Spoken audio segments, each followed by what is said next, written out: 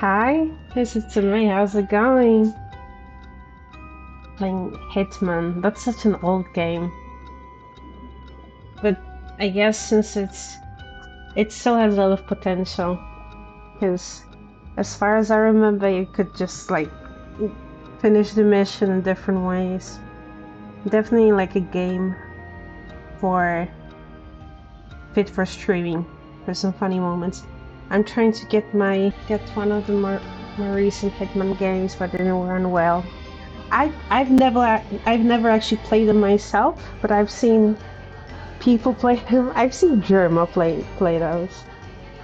That's and it was funny, but I think Germa makes everything funny. Mine isn't because I upgraded my PC. Like I was, it was when the PC components price hike started happening, so it was already more expensive than it could have been. But it wasn't bad. So I feel like I took the last chopper out of Vietnam. And we're back with Paranormasight. I was thinking about it. I was thinking about this game so hard because I wanted to continue.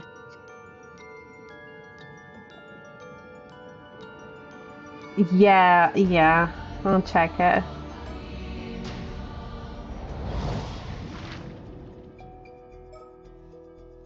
You want Paranormasight 3 already? Like we still haven't finished up 2. And we're back with this route, which was up to this point it was mostly um lore dump. But it seems like they're slowly, yeah, here they're arriving on the island, so it seems like they're slowly catching up to the events, so maybe there will be some drama. After collecting information about mermaids and returning to their inn, Avi and Kirki have a meeting to plan for their true objective, the treasure hunt. Yeah, so like an hour before the stream, I wanted to take a nap because I was getting tired and sleepy, and I wanted to sleep, but then I just started thinking about like the stream, and I was like, let me Google how to pronounce her name, and mine wasn't entirely correct, but mine was close. I think I was saying Kirke, which is still it's Kirki from the from Greece. Uh, And but I was like, how to pronounce it? And I opened one of those videos where you can see when it just tells you how it's pronounced. And it's like Cersei. I'm like, okay, that's like very far from what I was trying to do.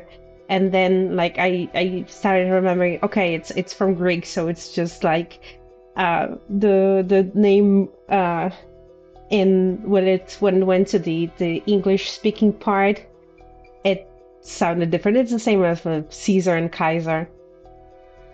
So, but now like I have this dilemma. I don't know which name to use, like which pronunciation to use. Because like imagine if someone like listens to the stream and they're like, Kirky, what the fuck are you saying? Yeah, that's how you say it, Kirky.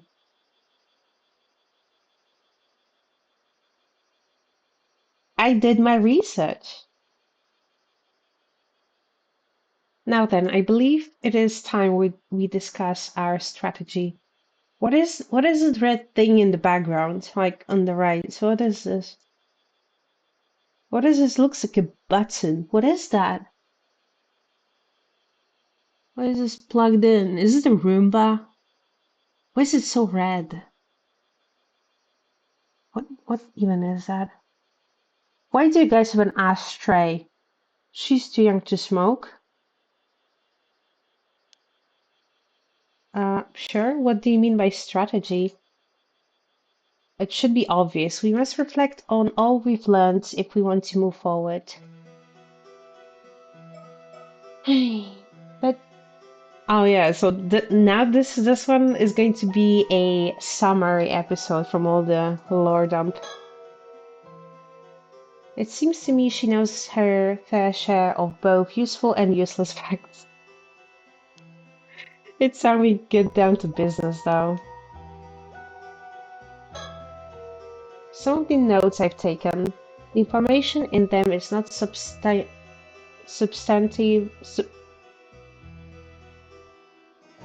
yes, and likely of no use.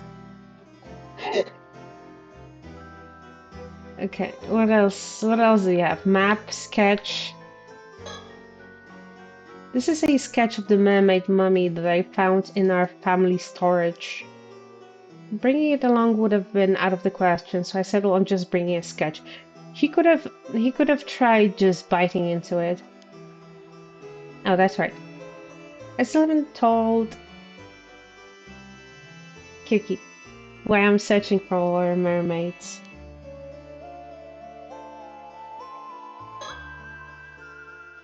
This map looks quite old. Exactly. It is also the precise reason I have come to Mia. To put it simply, this is no ordinary map. This is a mermaid treasure map.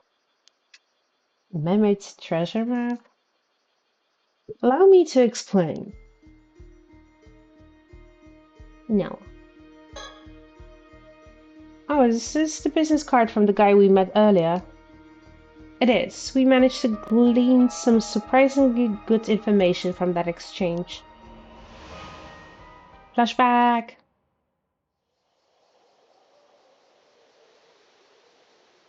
First things first, let's head back to the inn. From there we can plan our next move.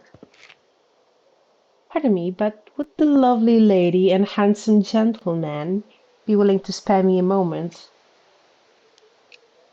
Why, yes, the gentleman does have some time. I suppose that makes me the lady, then? Oh, it's you. Who is that? This is the first time we've seen this person. You've been following us for quite some time. Huh? He has? For how long?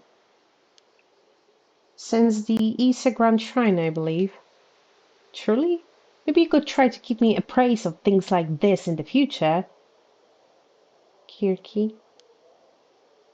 It appears I wasn't as stealthy as I thought. My apologies for the indiscretion.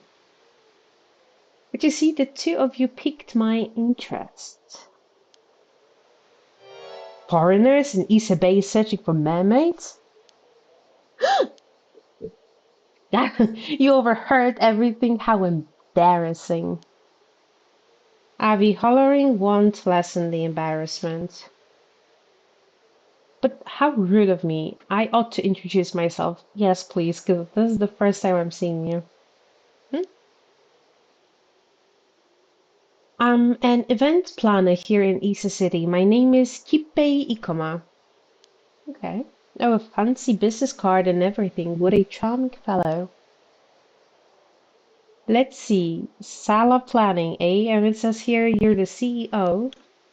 I'm actually the only employee, so the title doesn't mean much. I see. I apologize for the rudeness, but I actually just ran out of business cards of my own. Did you ever have any? I had heard you need to carry business cards in Japan if you want to avoid looking suspicious, but I still forgot to bring any. Bro, you need to lock in. But the freewheeling and forgetful man before you goes by the name Arnav Barnum, a fantasy author who is merely passing through. Do you believe me? Or am I too suspicious? Without a business card for proof, the verdict is yours alone to make. Just show him your ID, it's okay. So you're an author, Mr. Barnum. Please, call me Abby. This is Kirki. Not... She is studying more Japanese history than even the average Japanese citizen. Now I'm feeling self-conscious every time I have to say her name, because I'm like, will people think I'm weird? Because I'm trying to stay with the original pronunciation. But I mean, but she's English, so... Okay. It's a pleasure. If you'd like, I can list the top 100 of Isa's best features at any time. Aren't you a delight? I was right to take an interest in the two of you. It's Yippee Ikoman. Why is he making that suspicious face? Director of Sala Planning, a venture company primarily focused on planning and producing tourism promotion events in Asia City. An ambitious young man, Kipei is both highly driven and extraordinarily tenacious when it comes to fulfilling his goals. He is currently planning a PR project themed on mermaids as a sightseeing attraction. Sure. Oh, this is the curse of scrolling with the controller. About 6 years ago, with the support of wealthy tycoon Yoshiatsu Yamashina. Is this the same evil old guy? I already forgot his name. Kipei moved to Ise from the countryside with nothing but clothes on his back and an eye to making his fortune. This aggressiveness won him Yamashina's favor. Yeah, that sounds like the old geezer. And after several years spent building up experience as his assistant, the tycoon granted Kipei an investment with which he started his current company. Although Yamashina could be said to be particularly strict with him, this is a reflection of the high expectations he has for his future. Maybe he would be maybe he's going to inherit the fortune. We don't know yet. We have a few candidates. Either his like actual daughter, the one that that he likes, not the one that he doesn't like, and maybe this guy.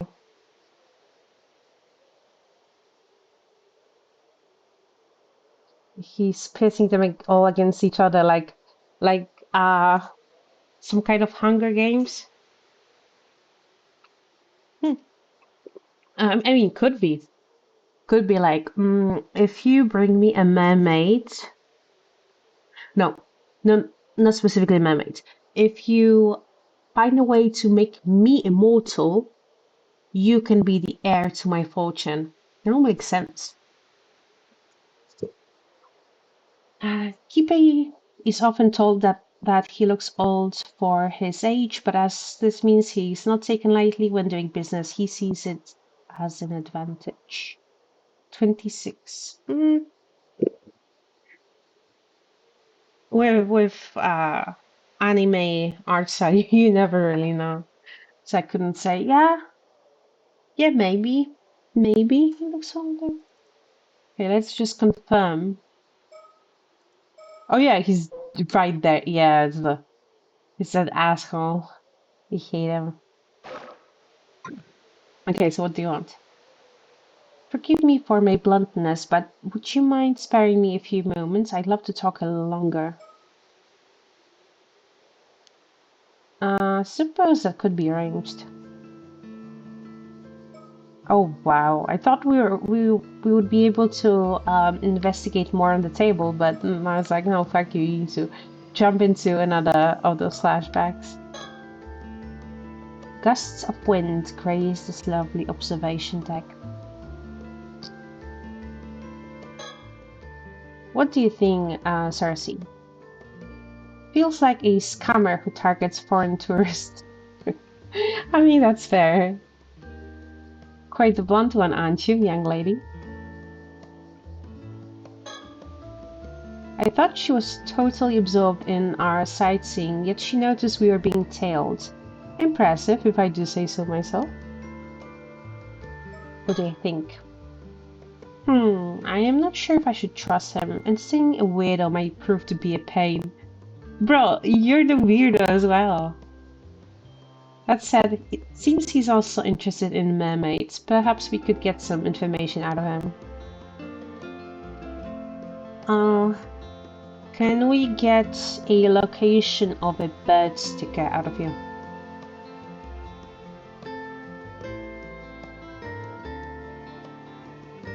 Yeah, they should stick together as weirdos. It's just a different flavor of weird. So this young man is actually a CEO, though I'm not sure if I'd call him young. His gaze has a piercing quality to it, and there is something off about his smile. Everything about him feels older than he looks.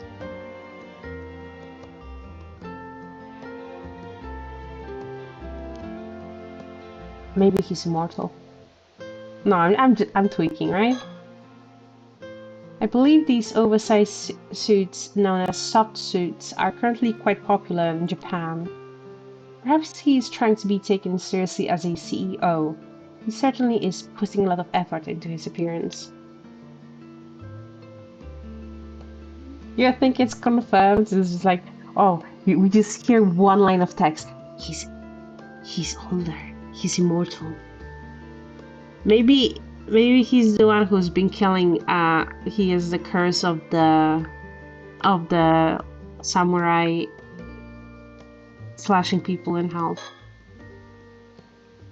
The truth is, I'm currently planning a promotional tourism campaign for the Ise-Shima region.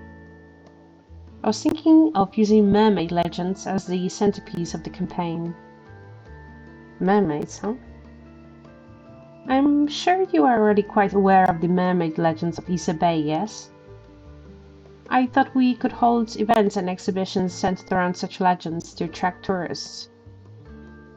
I see, so that's why you are interested in mermaids. Additionally, the Ise-Shima region is also famous for its pearls. I believe mermaids and pearls naturally complement one another. True.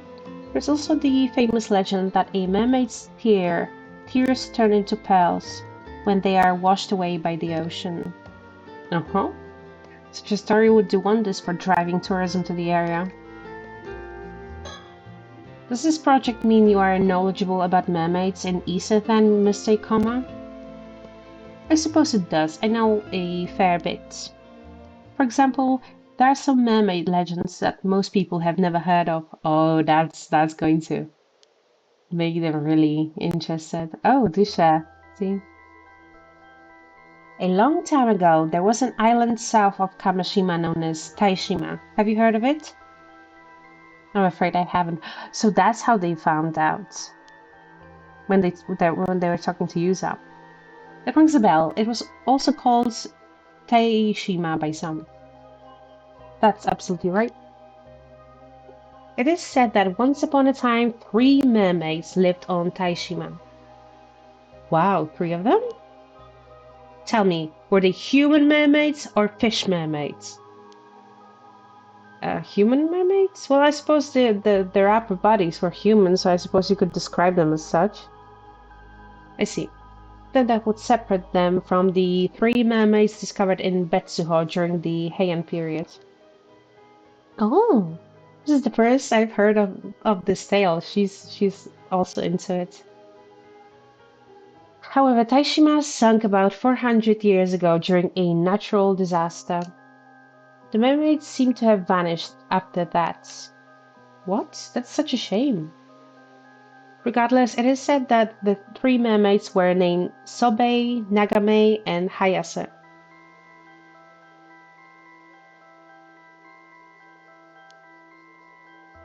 So the mermaids were named too, huh? That definitely adds to the authenticity of the story. Pardon me, Mr. Ikoma. I never came across such concrete information. Where did you learn this? I don't blame you for questioning my sources. I also haven't managed to find any records of this tale.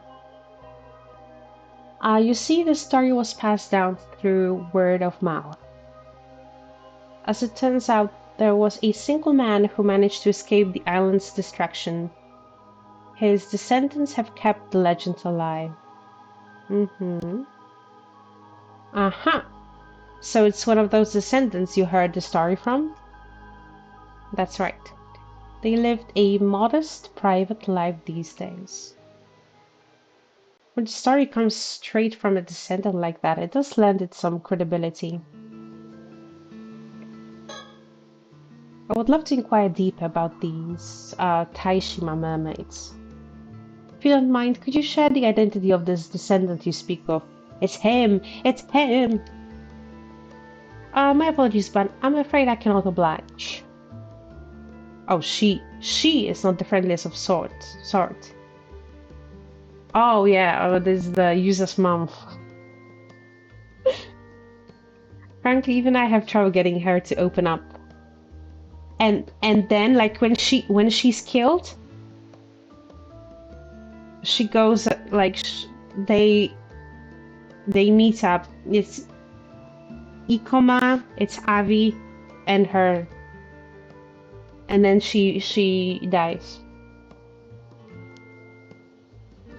No matter how many times I visit her, I always feel like I am only getting part of the story.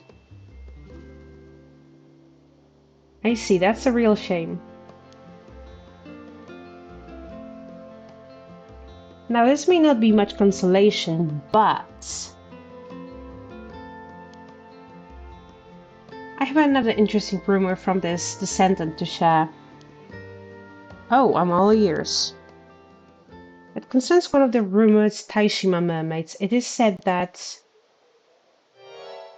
a few decades ago, one of those mermaids turned human and now lives among us. Yeah, we already know that. Okay. No kidding. She became human? It does ring a bell, though. Why? That is exactly like the story of the Little Mermaid. What an exciting discovery. No, I don't think I don't think that's even close. You say this was only a few decades ago? That makes it quite recent. This former mermaid could even be walking among the people here as we speak. Maybe someone killed her. If the story is true, then yes. I mean, we know who it is, but like, why would they assume that she's alive? What if she went somewhere else? However, I'll concede that even I find the story hard to believe. It is a little fantastical. If there really were mermaids on Taishima 400 years ago, then that could provide us valuable new information. By the way, may I ask why you're searching for Issa-based mermaids, Abby? No particular reason. I just thought it'd be fun to wander through some sightseeing areas related to the mermaid folklore, that's all. I see. Well, since you've traveled all the way to Japan to sightsee, I'd love to ask you some questions. Uh-oh. Was there anything missing from the areas you've visited that you think might have made your trip more enjoyable? I just think there needs, yeah. It came when he lies. What about those photo spots you put your face in? No, no. I know those, I love them. Really, are they that interesting?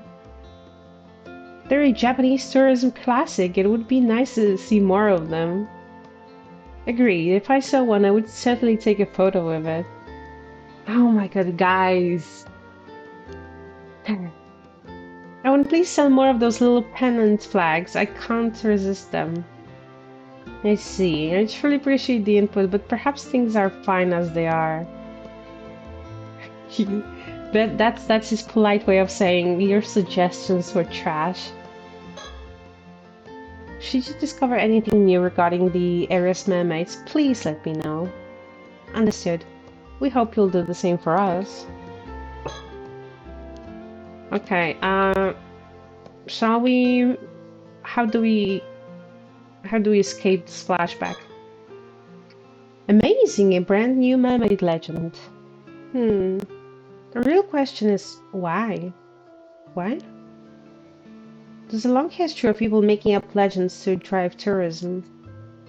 Such stories linger on despite their veracity being entirely unverifiable. I suppose. Is something the matter? It's nothing. It's nothing. Well, it is about time for us to get going. Yes, of course. Thank you, and I apologize again for taking so much of your time. Actually, since you've come all the way to Japan,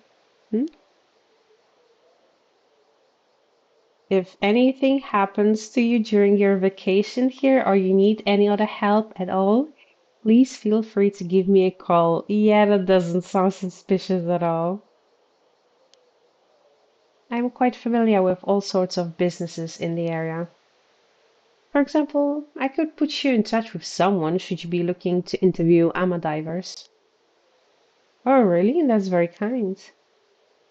You're not just saying it as a formality, are you? A free-spirited lad like myself will not hesitate to take you up on an offer like this. I will call you. Please do not hold back. I'll leave you to your sightseeing. Please have a good time.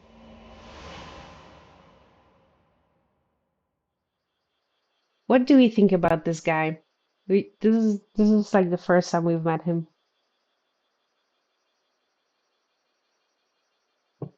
I think with the connection to the old guy, it is quite suspicious.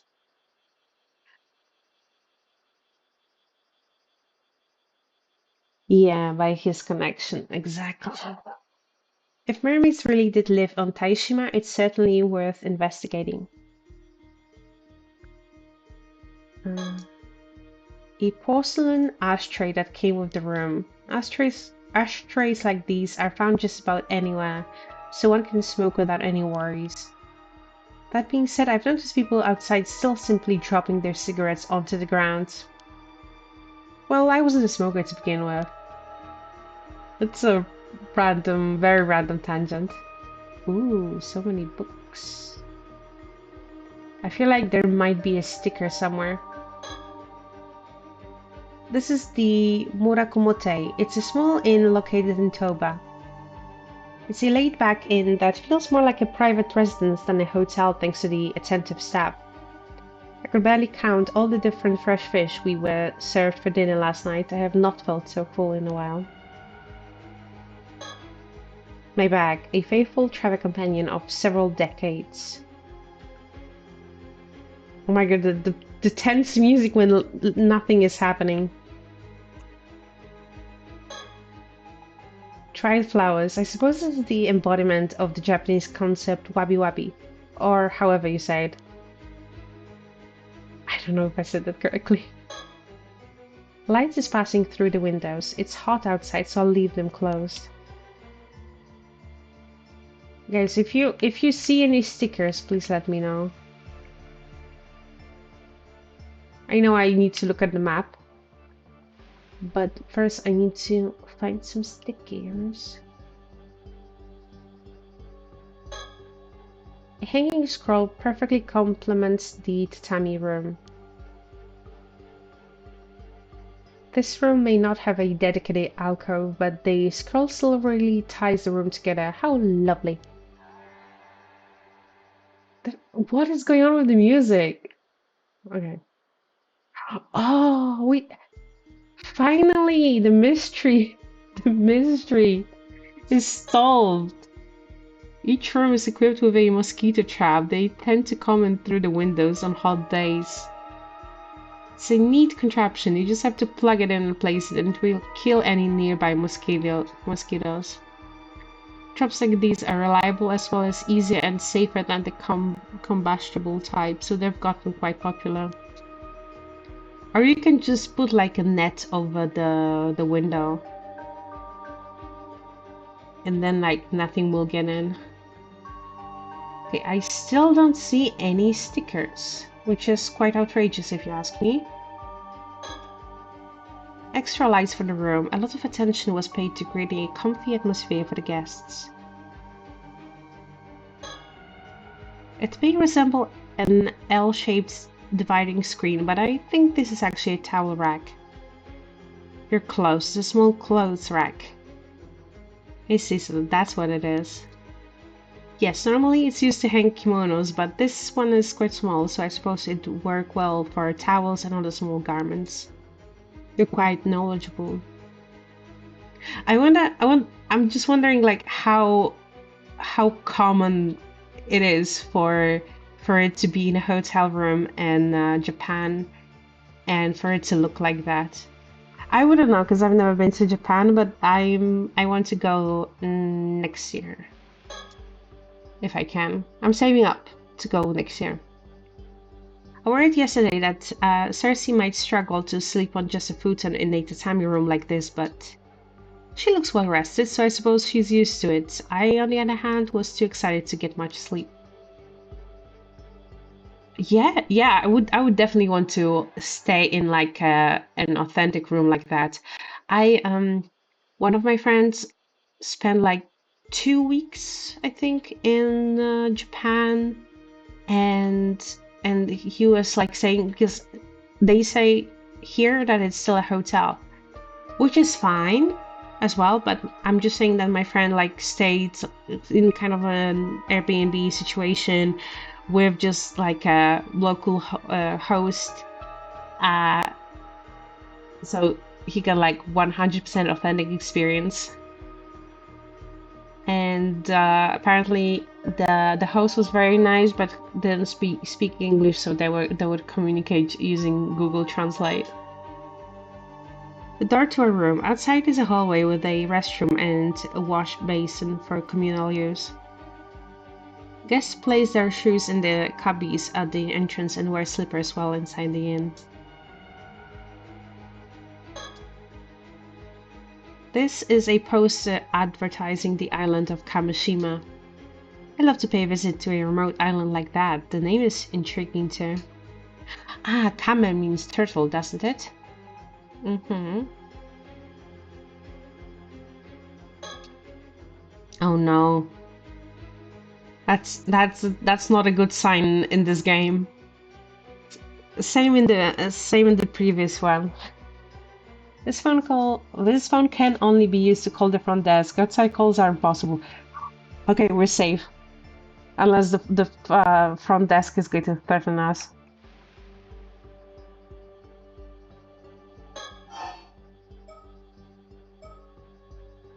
No. Because it's Ikoma's business card. He's the CEO of the event planning company we ran into earlier. Like, yeah, we are supposed to look at the map. I found this mermaid treasure map in the family storage. I should explain it to Cersei. Okay.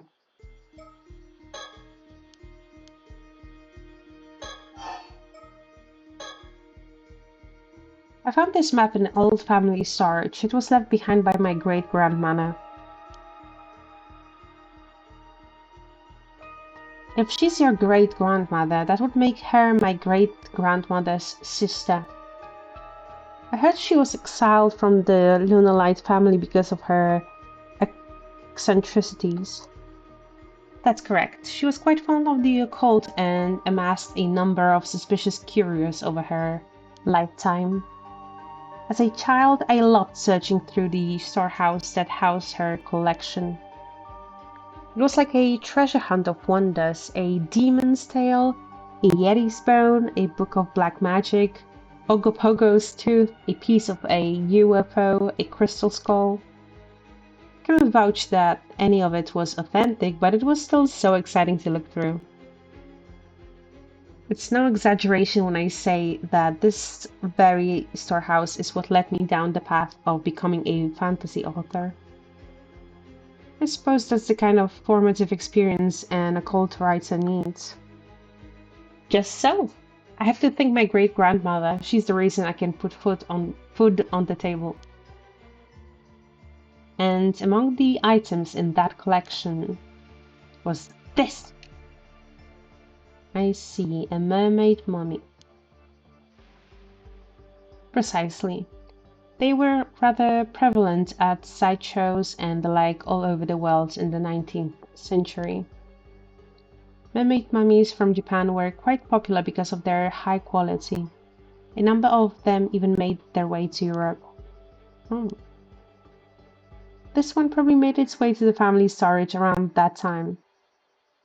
It was probably passed from one seller to another until it ended up in my great-grandmother's hands. How are you so sure it was made in Japan?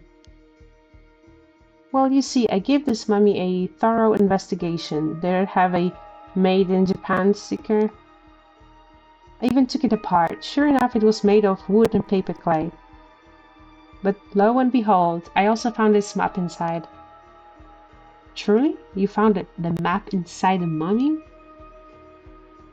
Whoever made it all those years ago must have snuck the map inside. I doubt my great-grandmother had the slightest idea it was even in there. That's an incredible discovery. It is simply tantalizing, is it not? There is not a doubt in my mind that it will lead to a most thrilling discovery. You sure? So then, why didn't you call this a mermaid treasure map? Well, it was hidden inside the mermaid mummy, so it follows it must be a treasure map of sorts, no? I see. Your enthusiasm has carried you quite a ways from home. I'm impressed. Let me take a sip. I have with me Monster Aussie Lemonade.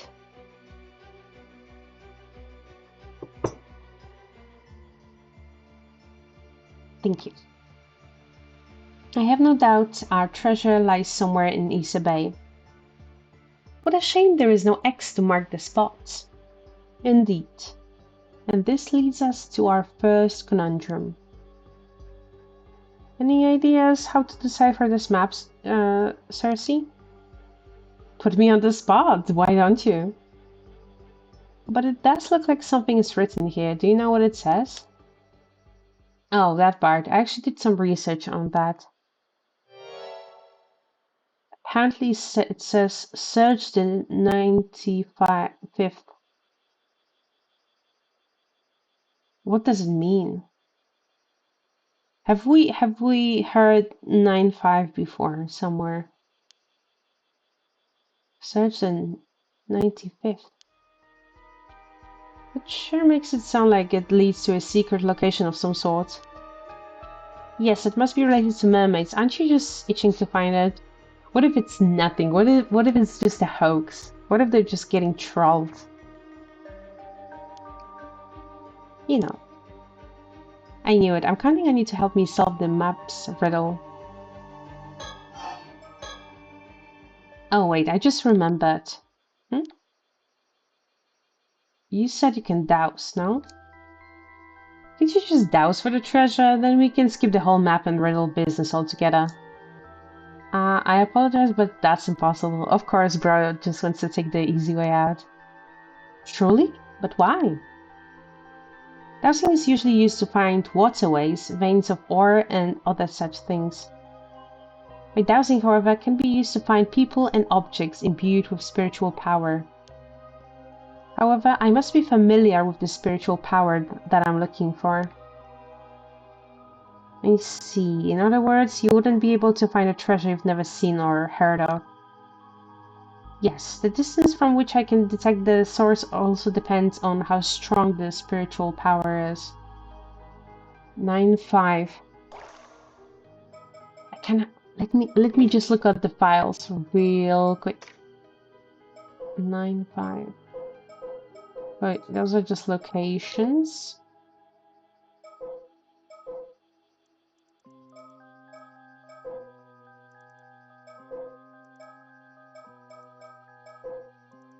Hmm.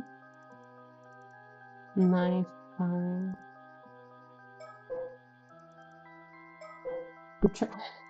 I don't know. Maybe I'll even miss something because I'm just trying to. I'm trying to find some information without like taking up too much time.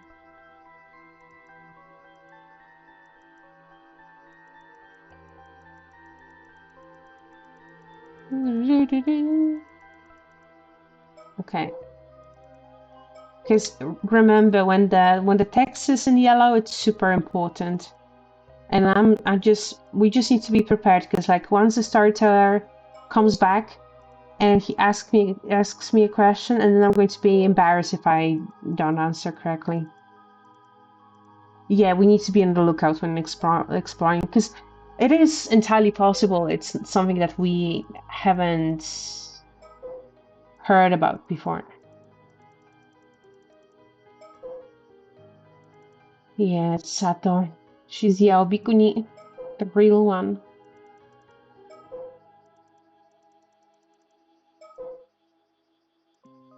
No, I don't. No, I don't think we.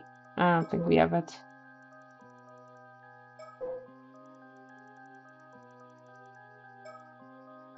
Okay, let's just keep going for the time being. Yes, distance from. Okay, oh, we already read that. It's not quite the superpower I thought it was. I say we've had enough of a diversion. Let's get back to investigating your map.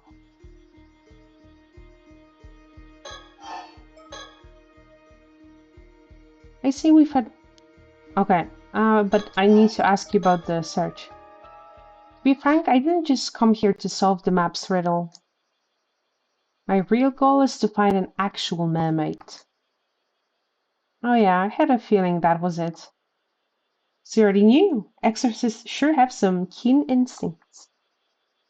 What will you do if you find a mermaid? Do you want to become immortal? Yeah, that is a good question. I suppose. Might as well, considering all the trouble finding one will be. He's so nonchalant. Your reasoning is unexpectedly uninspired. Simple though it may be, I find the idea quite romantic, akin to ascending to a new stage of humanity. Sure, I guess. I take it you disagree with my thinking, Cersei. I fail to see why my opinion should matter here. What you do is your decision to make. Though I am not certain that an immortal can still be called human, still your decision is relevant to my duty, so I will not try to interfere. Actually, meeting an immortal would be a rare, once-in-a-lifetime chance. Please transcend humanity and let me examine you. Bro, you're going to end up on a table being cut open. I'd prefer if you didn't speak of me like a research specimen, but I'll overlook it for now. Though I do wonder if immortality would actually bring you any happiness. Yeah, that is a theme that is being mentioned quite often. When you look at the old folk tales, it tends to be less of a blessing and more of a curse. Geez, don't say that after I already made up my mind and everything. Well, I'm sure you'll be alright. If you tire of immortality, you need only embark on a journey like a modern-day Yao Bikuni. That is one way to look at it, though I think the nun part might be an issue. How come? Well, I shouldn't get too far ahead of myself. There's no immortality to be had till I find mermaid's flesh to bite into. Ew. So let's start there. Understood. I'm also quite interested in finding a mermaid myself. I'm not gonna lie, so far their chapters have been quite slow. And partially it's on me because I wanted to continue the storyline of the people that I actually like Sato. But in retrospective, it would have made sense to have some lore in between the actual action. But again, it's I don't know like how intuitive it would be, because I feel like it's pretty normal that okay, you want to go through this storyline for until like its conclusion so far. Searching just for mermaid or meat alone seems like a waste. Agreed, the best way to go about this would be to find a living human mermaid. And I have no doubt that this map will lead us to a place that's related to mermaids and immortality. It is hard to drop out of the intense ones, but then like, you know, when it popped up, we didn't know what kind of storyline it was going to be. So that you know, you would need to have foresight to be like, oh, okay, this is just lore drop. This is quite exciting. Now, this is what I call a true adventure. No matter the area, there is nothing better than a quest for the unknown. Okay, why am I looking at her again? Okay. I need to look at the map. Let's take a good look. You would need PARANORMASIGHT. Shut up. Oh? Did you notice something? Yeah, like everything is actually written on the back. Why didn't you check the back?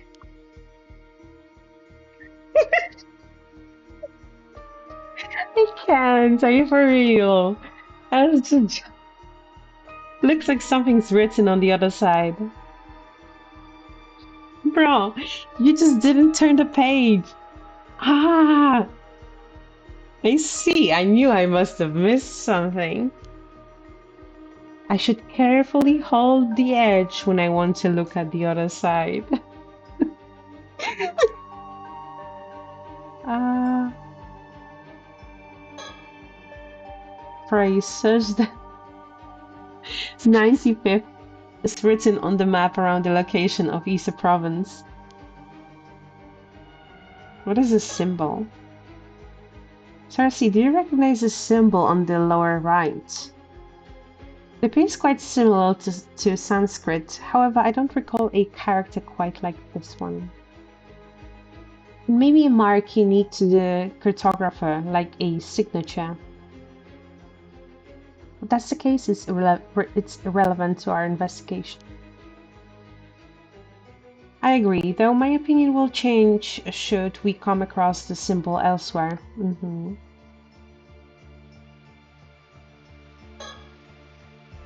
It's a map of Issa Bay. Judging from its condition, it is quite old. If I were to guess, I would say it's over 100 years old. No, perhaps even more than 200 years old. I wonder how old it really is. Look closer. Isn't that Taishima? You're right. It depicts an island to the south of Kamishima. It's safe to assume this map was made before Taishima sank then? Like over 400 years ago? Yeah. That makes it over 400 years old and made during the Sengoku period incredible. Huh.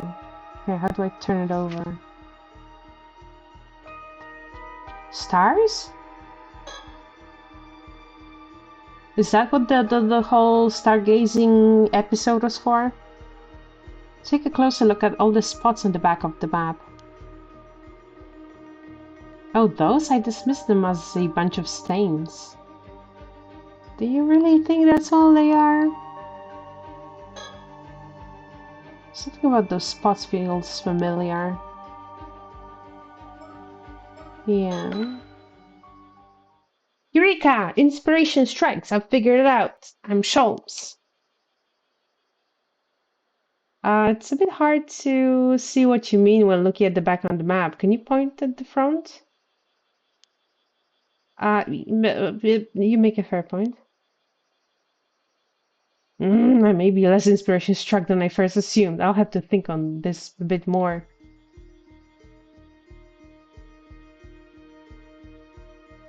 Yeah, it's the... Sorry, my brain. Or lack thereof. So we have, but it's the... Where's the chapter on the stars? On the Vega and Altair.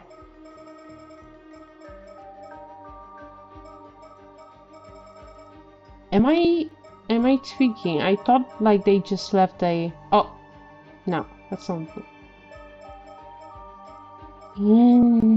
Oh, summer triangle. Guys, guys, be careful. It's the same as Steins Gate. Steins Gate mentioned. Guys.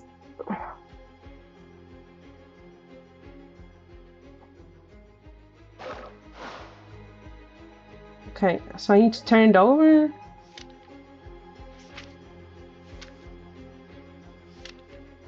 And the 90... Okay, let's go back. Let's go back to the... Please, please.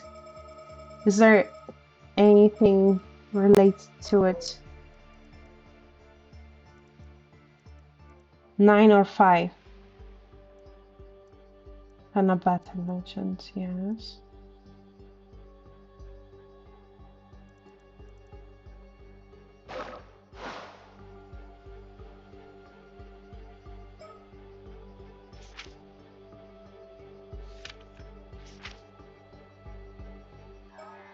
Is this where the palace is?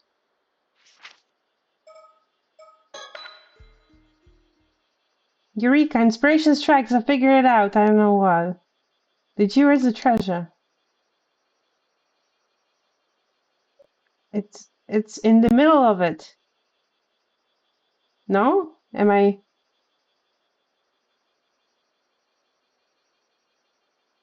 I give up.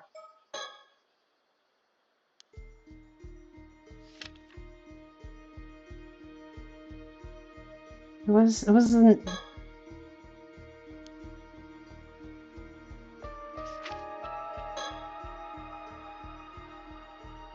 95th.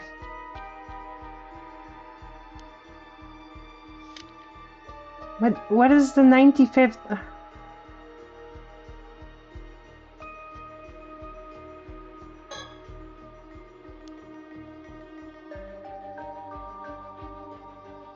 Am I... What am I missing?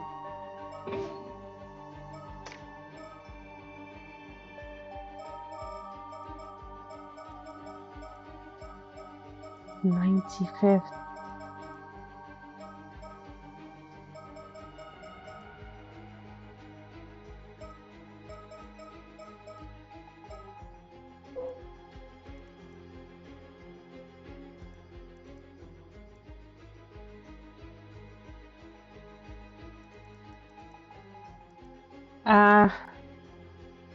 I might, I might need you. I might need some help.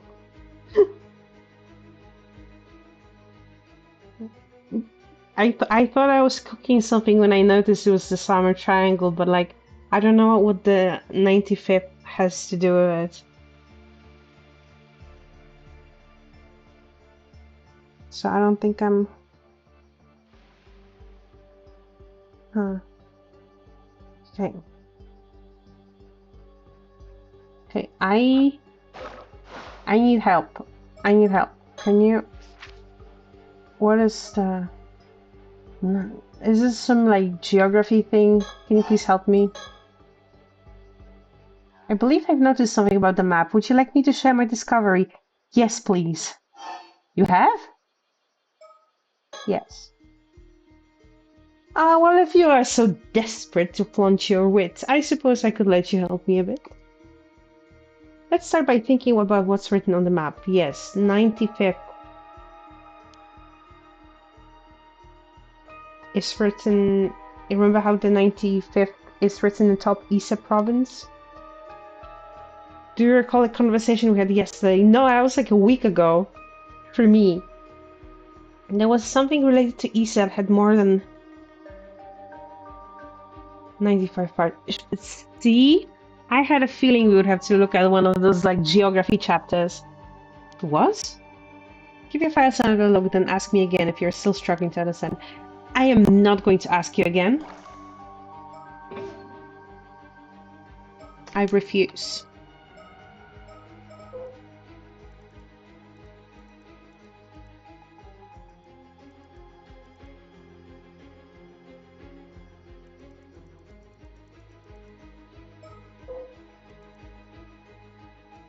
Izushima? No. She is. Issa Bay, Issa City.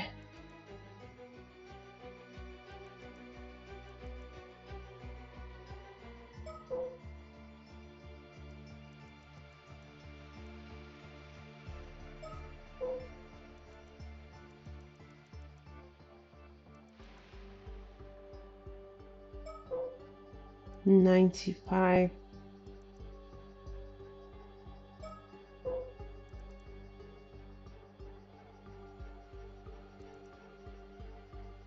See, that is the problem.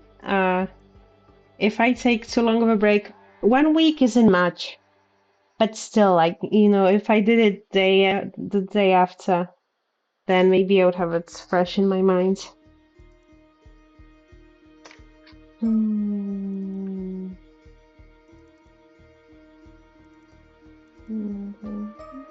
This is too complicated. But I don't want to ask her again.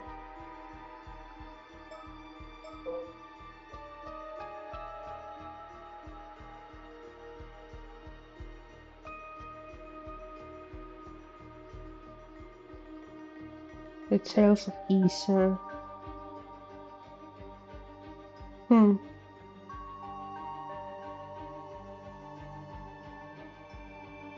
I switched to all tab to all so that I wouldn't just skip over something. This is just a glance.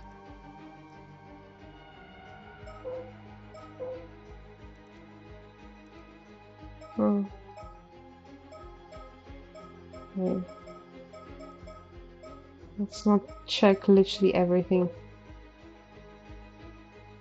Mm-hmm.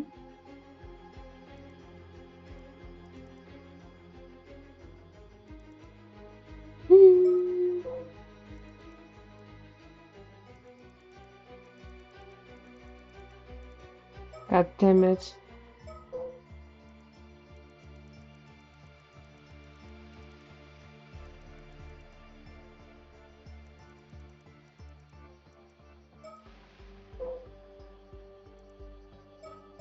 I feel like it's...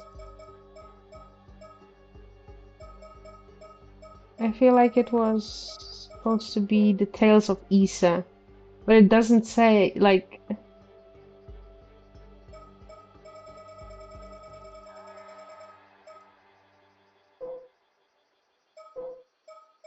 No.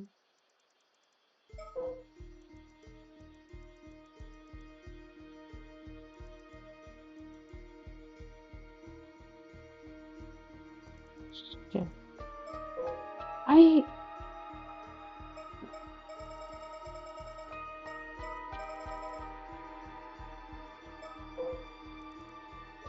Wait, what? It looked like it was all of it.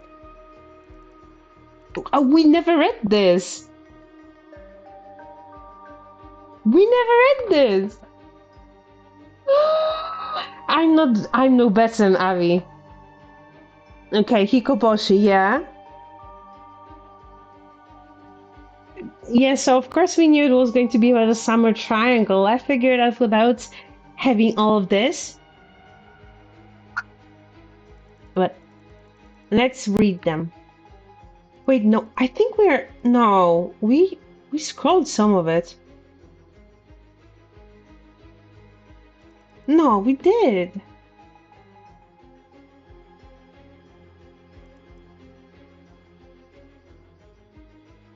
Okay, I don't remember this. So let's just read it. The narrative spans 125 episodes, which vary in length from a few lines to several pages.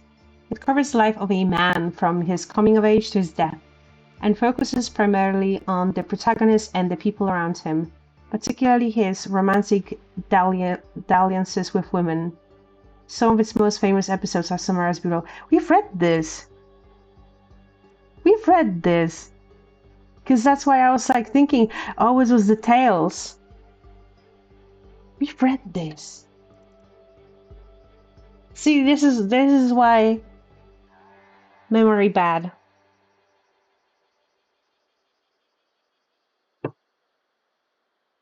Yeah, but like we know the story like from Steins Gate of Hikoboshi. Like that's the point of Steins. That's like all of it has been explained to us in Steins Gate 0.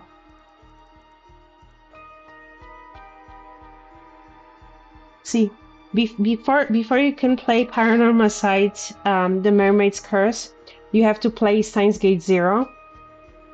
So like that's like required reading. Just like when you learn philosophy, they will be like, oh, you need to start with the Greeks so you can then understand other philosophers. Okay, episode 1, Uikobori. Having come of age, a man sets out on a ceremonial falconry excursion, where he catches sight of two beautiful sisters. Infatuated, he cuts off the sleeve of his robe, inscribes a waka poem on it, and sends it to them. Okay.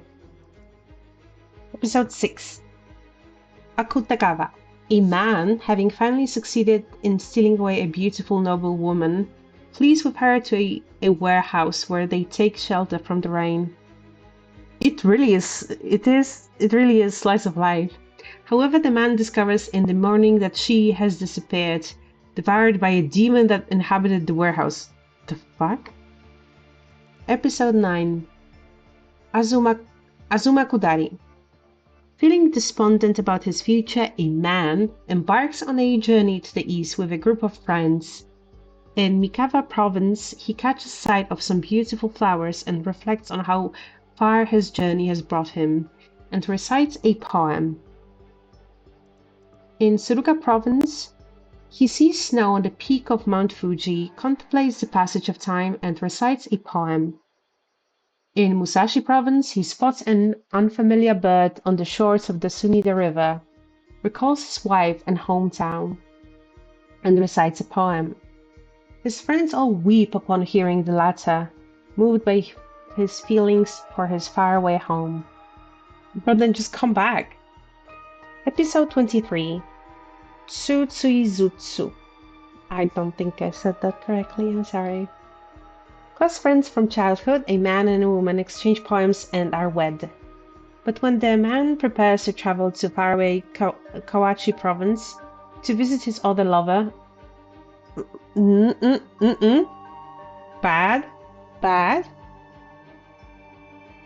The woman displays no hint of displeasure as she sees him off on his journey. Suspicious of her actions, the man hides in their garden and watches as his wife makes herself up as beautifully as she can. But when she then sits and recites poems out of concern for her traveling husband, he feels a profound shame and decides not to go to Kawachi. Wow. Episode 69, Kari no Tsukari. Having been sent to Ise province to hunt game, a man is received with great hospitality by the imperial princess serving as priestess at Ise shrine. Attracted to each other, the two attempt to meet in secret, but can find no opportunity to speak intimately. Although they promise one another to meet the following day, it is not meant to be. The two exchange poems of farewell before the man sets out to continue his journey. Now we're cooking. Episode 95, Hikoboshi. Having fallen in love with a woman who serves in the imperial court, a man finally manages to meet her after patiently waiting for the right moment. However, the two are still separated by a screen. The man recites a poem to her, proclaiming that his love for her is greater even than Hikoboshi's love for Orihime. He compares the screen separating them to the Milky Way that separated the two legendary lovers. Moved by his words, the woman removes the screen, allowing them to finally meet face to face.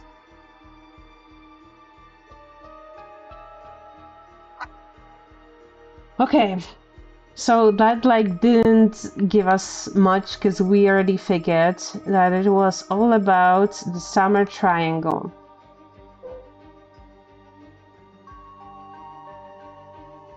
I don't think it's... I think it's the middle. I think it's the Milky Way. I think it's the screen.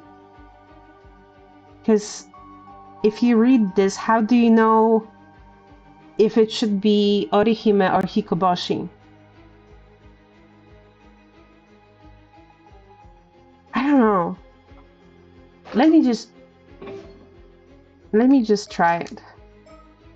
But obviously it's all... Might as well just mess it up, I don't care.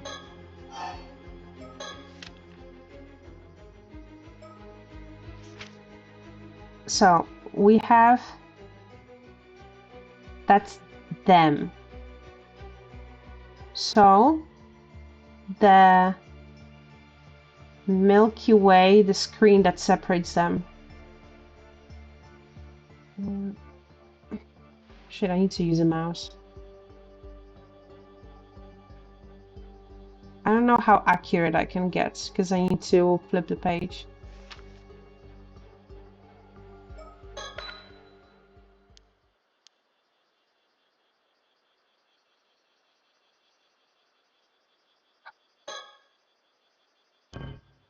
Okay. A more definite location. What? How would I even? Alright.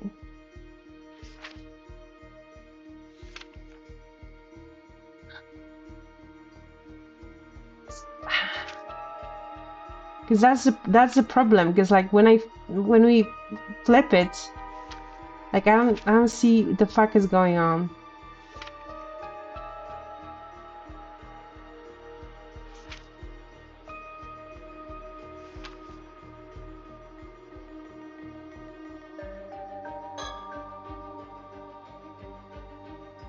Search. Why am I so bad at this?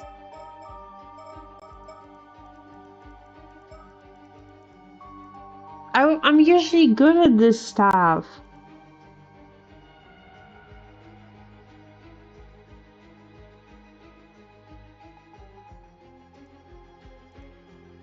It's just freaking me out. You search.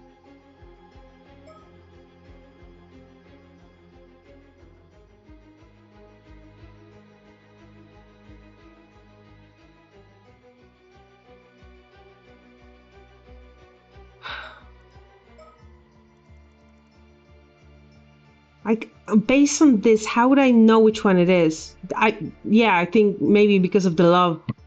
That's what I was thinking just now, but like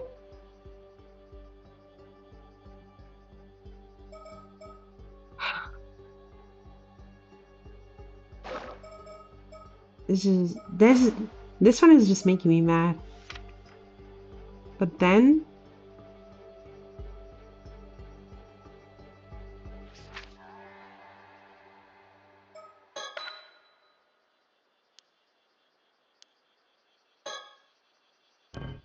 what?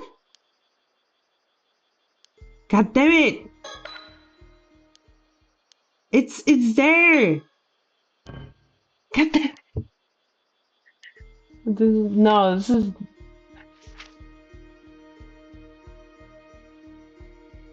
yes.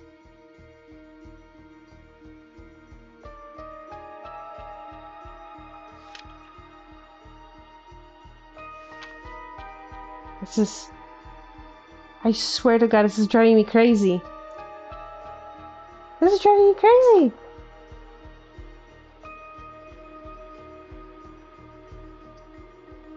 You think so? Where the signature is? I mean, I'm guessing it has to be. I mean, it would make sense if it was like somewhere underwater. But like, how am I supposed to kind of like? Okay, now I know. Now I know how to figure this out. No, no, that's not what I wanted. Okay.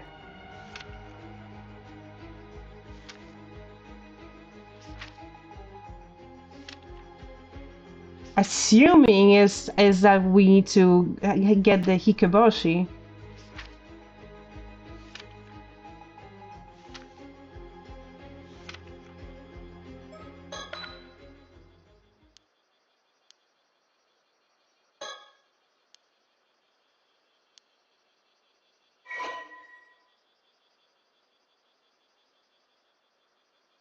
Uh, How do I? How do I? How do I spell it?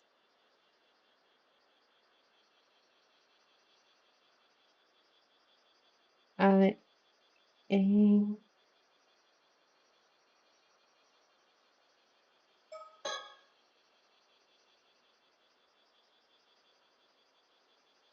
Allow me to explain. You see, the 95th in the riddle must be referred to the 95th tale in the Tales of Issa. And the title of the tale is none other than Hikoboshi. Next, note how the Samuel Triangle constellation is drawn on the back. Okay, we got this. We figured out it was going to be related to the Samuel Triangle. What the problem was, we didn't scroll down. And then when we did, it said search the 95th. So I think our interpretation, like, it wasn't like something that was completely like, wow, that's ridiculous. Because if it says search, then maybe like search for a clue. And maybe, that was the point, like, separation. But it was much simpler than that because it was just the title. And then I had the problem of like actually locating the dot because I wasn't paying enough attention, and like you could find the location by looking at, because it's the map is old, you can look at all those like stains, and I'm like, okay, I need to see like what the distance from the stain like on the back to the dot. The location of Hikoboshi or Alta corresponds to this very spot on the map. Oh, you got it. Incredible. Thank you. It only took me like 20 minutes or so. I was only able to figure it out thanks to your help. Let's consider this a victory for us both. You were somehow able to deduce the location without using any light. What incredible instinct. I was allowed to do it? Huh? Wait, I could have seen where the star was if I shined a light through the map. I mean, it makes sense, but I'm impressed that you were able to find it with such little information, because I was looking at the stains.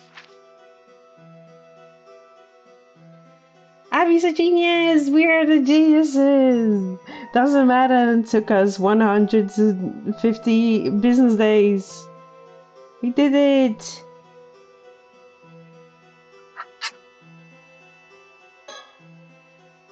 I figure out where the treasure lies. I'm quite keen to investigate further, but I should confirm some other matters first. Let us do so. Even if we were to search the area on the map, it's in the middle of the sea. How are we supposed to search a place like that?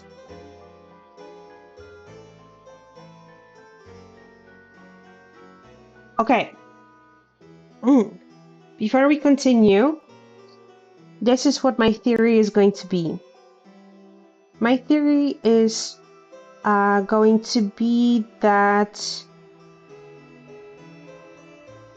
they're like, okay, we need to search for this treasure, for the location, and then they remember that the guy, the CEO said, oh, I can get you in touch with some AMA divers, and they will be like, oh, we need an AMA diver. An AMA diver can check it, and then the AMA diver will turn out to be Yuzu's mother, who is also the descendant that he was talking about, and that's when like the people will see her like departing with a foreigner, and she's going to dive there, and then she got to get this thing, and then that's how she's going to get cursed into becoming a fish mermaid. That's my theory right now.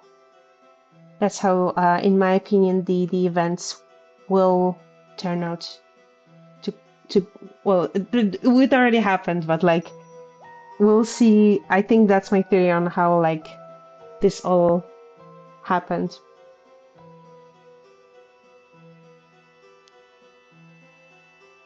Looking for an unknown object somewhere on a large swath of seafloor seems like an impossible task. You're right. That sounds difficult. We might have to ask our friendly CEO for help. He did give us his card. However, would that mean we'd have to inform him of the map? No other way about it. In addition, should we find anything, I imagine he'll expect a share of the spoils. I really wanted to keep it all to myself. Sharing is the worst.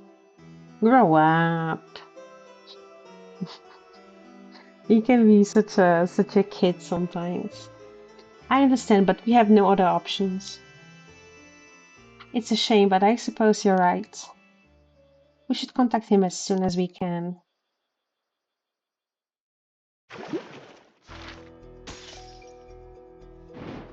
Okay, so we're still getting some more story in between, but hopefully this part is going to be more exciting.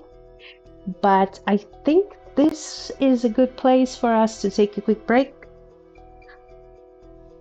So, I have my Monster with me, but that's like the thing about drinks is like Monster is for flavor and for energy, but for hydration you also need an additional drink.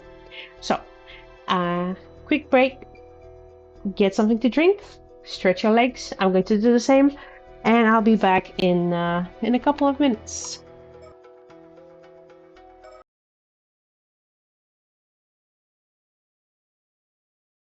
So if this is the chapter where they're going to go and meet up with Yuzu's mother and she's going to go diving, I'm wondering if they will actually see like her turned into the mummified fish mermaid corpse, or if they'll just because it washed up like all the way on the shore where Yumiko found, well, the people found the corpse, and then Yumiko was investigating. So I wonder if they're going to see it, or if it's going to be more like she just won't go back on the surface, which would be just as terrifying, because it might not be mysterious like from their point of view, like wow, it's a mermaid corpse, but it's still terrifying because like they will be around when someone just drowned from their perspective. So, but we'll see what happens. Avi and Cersei's quest for immortality is in full swing. Having pinpointed a likely location on their mysterious map with a lot of work, they ask Kipei Ikoma to investigate it on their behalf. However, oh no, not the telephone. Hello, this is Ikoma. I'm calling about the seafloor investigation. I asked an AMA diver to investigate the area because I was keen to get results as soon as possible. However, she has not returned. Okay, so it's not as traumatic because they actually went around for it. So she has not returned.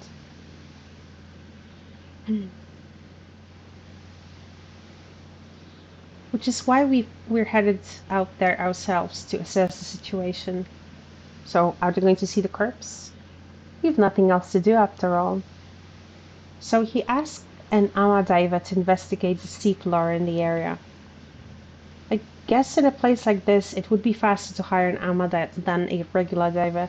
So now I'm wondering if it's her, or if it was a different ama diver that went missing. Even in this age, you can still get some amas to do contracted divers. Ooh, I like this animation. It appears she was contracted to investigate for about an hour, at which point she was to return, even if empty-handed. I suppose the intent was just for her to survey the area to start with. However, several hours passed with no word from the diver. I can see why Ikoma is worried. We'll start by checking out the location. We can request a police search after if need be. Cersei, do you have a bad feeling about this? I do. Ever since we first heard about this. I see. There's a strong negative spirit energy in the air that has only intensified as we approached the spot. Something happened there. It's the curse of becoming a fish. The diver didn't make it back. Is it safe for us to go? I have a talisman that repels evil. It should be fine. Well, if you say so. Worst comes to worst, we'll reunite in the afterlife. How would you say that?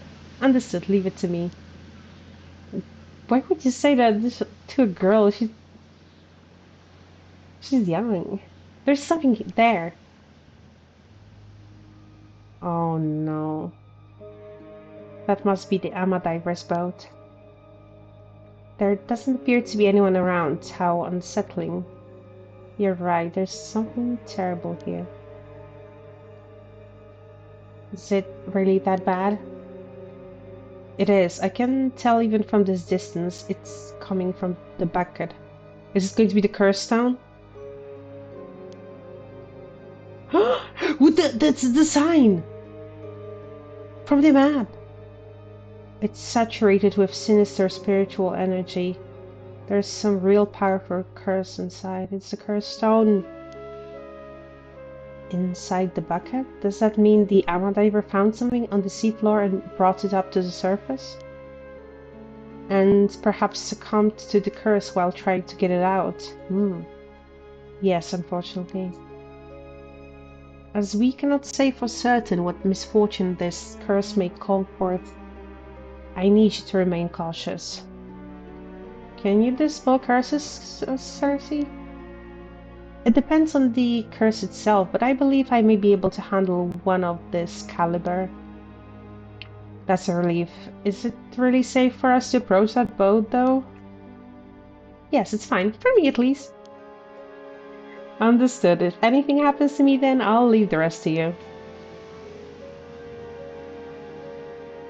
Let's see. Are we going to finally see the first curse stone? Like, actually see it? Oh my, there's a small metal box in the bucket. This has to be the source. Can we take it? Yes, provided I can overpower the malice it's engulfed. That was it. It should be safe to touch now. I'll leave that part to you. No, no problem. It's pretty heavy. What do you think this box is exactly? It appears to be quite old. It likely dates back to the same time period as your map. Here, take a look at the symbol on the top of the box. Do you recognize it from anywhere? Yes, obviously I saw it on the map. Oh, this is the strange symbol we saw on the map. It's thus fair to say that the map was leading us toward this exact box. That only makes its identity all the more intriguing. Open it, open it, open it, open it. Open it. There's some strange lines on the side. Perhaps it is some sort of pattern. It appears... Oh my god, another puzzle. It appears to open from the top, but it's not budging at all. It would take quite a lot of strength to force it open. I believe this box has been sealed with powerful spiritual energy. It was probably sealed by a skilled sorcerer a long time ago. Could this be like the family relic the other team is looking for? Who said that it was there? Sawdust family whatever. I don't know. We'll see. I doubt it will open by any normal means. I can feel something shifting whenever I turn it. There must be some kind of mechanism inside. Then I suppose you'll want to align the box with the spiritual energy of this place. In English, please? It is likely that the mechanism for unlocking the box is activated by orientating the box in the right directions in the right order. I see, so I have to figure out where to point it. Leave it to me. I thought getting rocked by the waves on a small boat like this might make her seasick. She looks fine so far. I had no idea encounter a curse today. It's a good thing Cersei was here. It's possible this area is key to getting the box open, so we should try to figure it out before leaving. Got it. Any stickers? The weather is great and the sea is calm, yet there's something unsettling in the air. Yeah, I feel it too. Are you trying to scare me? It's just going to be like the pattern on the horizon. Oh no, not the evil cloud.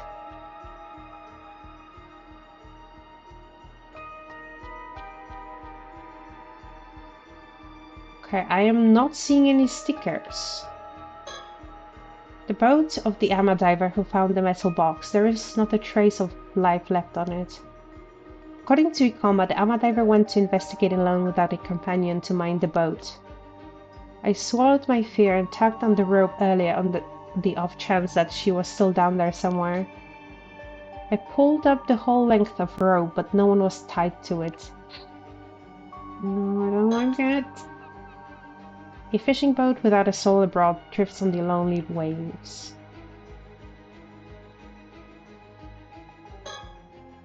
The closest shore to us is the east side of the Shima Peninsula. We've got a good view from here. I think I can see all the way from Ijuka to Kusaki. That's right, both have a lot of Amma, but Kusaki is especially known as a holy ground for Amma divers.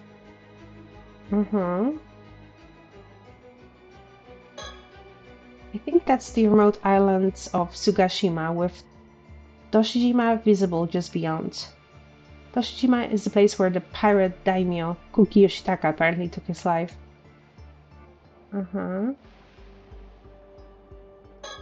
This is the Kamishima? Yeah.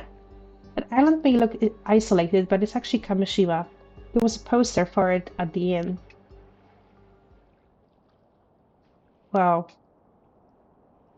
Well, what's so amazing about it? I can feel a horrible presence even from all the way over here. Almost like some kind of curse of the raging waves? How can I best put it? Like some persistent heavy grudge. I think it's coming from the island south? Or maybe it's the Heika. It looks quite normal to me. Is it really that bad? It is. I'd rather not go there. It'll make me feel sick. Well, we already know you went there. Okay. I'm not sure I really understand it, but I'll take out the box anyway. If I need any help, I can always ask Cersei. Yeah. Now then, how to open this metal box. I should investigate the box and rotate it so I can get a good look at all 4 sides. Okay. Yeah, it looks like the shoreline. So this would be this. May I rotate? And then, yeah. And no. And then this place. And then this. So that's...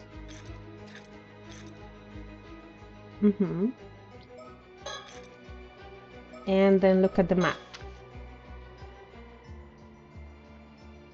This is definitely a spot indicated by the map. So we are in the spot.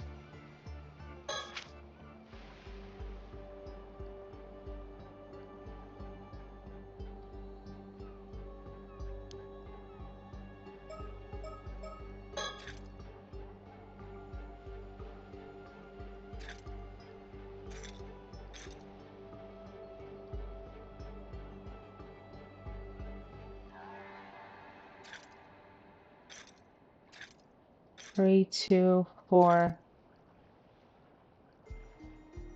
Okay, what else can I do?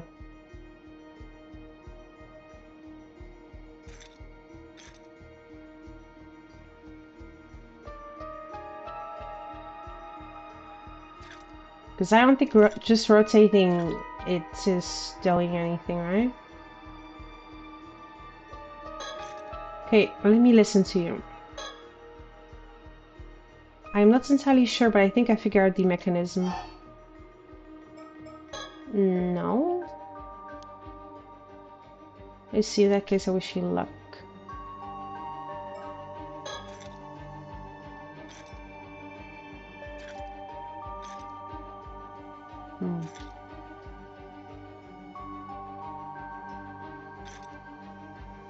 But that would be too easy, right?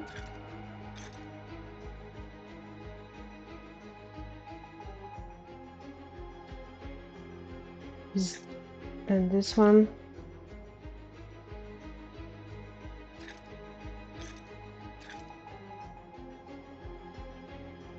Are you just asking me to rotate this? But like if I keep... Wait.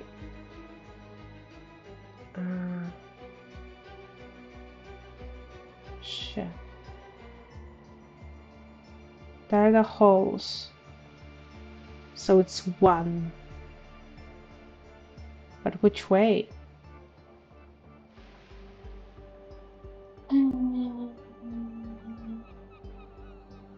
This is hard.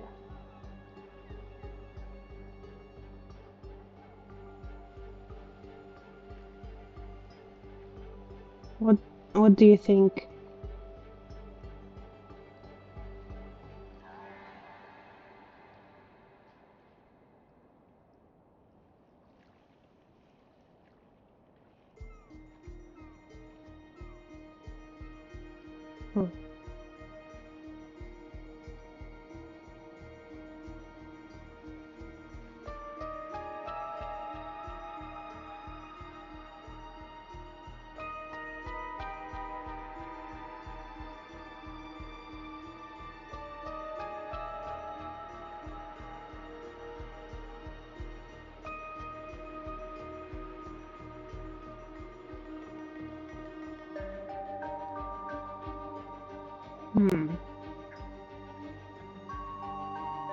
What if I try to like align it? Okay, I need to probably do it with the...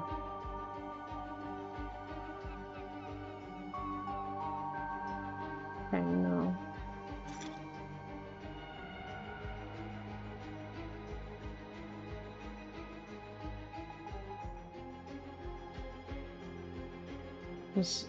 That might not... Wait, that might not be Kamashima, that might not be Taishima.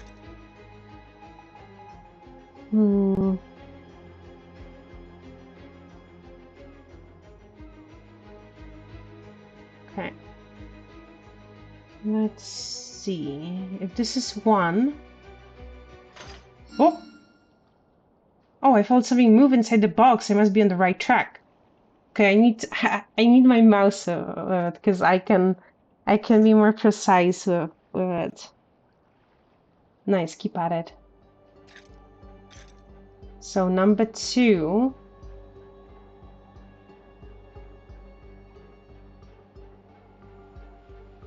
No, it's not this one. All right, I want 5. That's 2. Okay.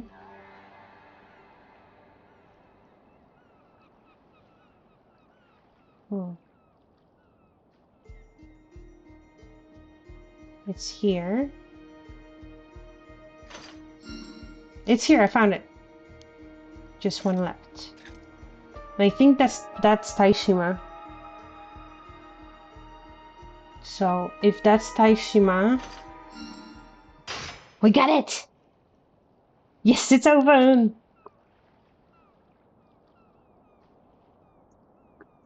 Good job. Congratulations. What's inside? Let's see. Huh? What is this? It's a curse stone. It's a curse stone. It's a curse stone. Yes! We got a curse stone of petrifying fish. So kind of small wooden carving. Oh. Curse stone acquired. Curse of the Forsaken Fish. Oh, it's that one. The rabbit. Whoa! Something came out. We've seen this one during the diving mini game. Yikes! What is this? Make it stop. A deep and painful, resentful memory has invaded my mind. Ooh, that's that's the essence of PARANORMASIGHT. You have acquired the curse of the Forsaken Fish curse stone. You can use it to turn people into fish and kill them when they are submerged in the water of Issa Bay. It can even be used as a distance, provided the target meets the requirements. Press the use curse button when you wish to use the curse. We can kill now.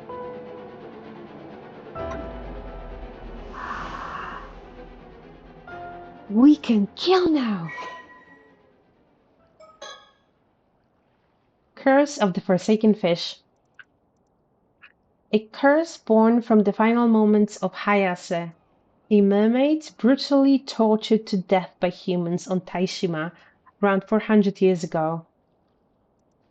Okay, it makes sense. The curse has the power to kill any human submerged in the waters of Issa Bay by gradually turning them into a fish, starting from their feet. However, the excruciating pain suffered during the transformation often results in them dying before the metamorphosis is complete. The bodies of those who succumb to the curse decay almost instantly, shriveling up into the desiccated fibrous masses. The curse can also be triggered remotely, provided that the curse bearer knows their victim's exact location. Okay. Mermaids inherently possess the ability to turn humans into fish at will.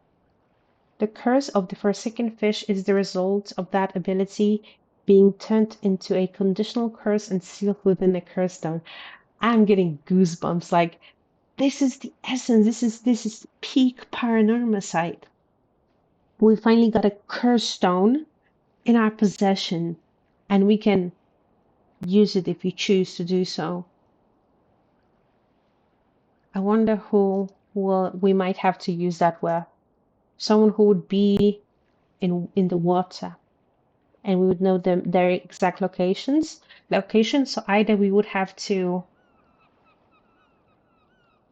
see them, or for example, like if we had an IMA diver dive in a certain location and we would know exactly where it was. Interesting. I would prefer not to kill, but if we have to.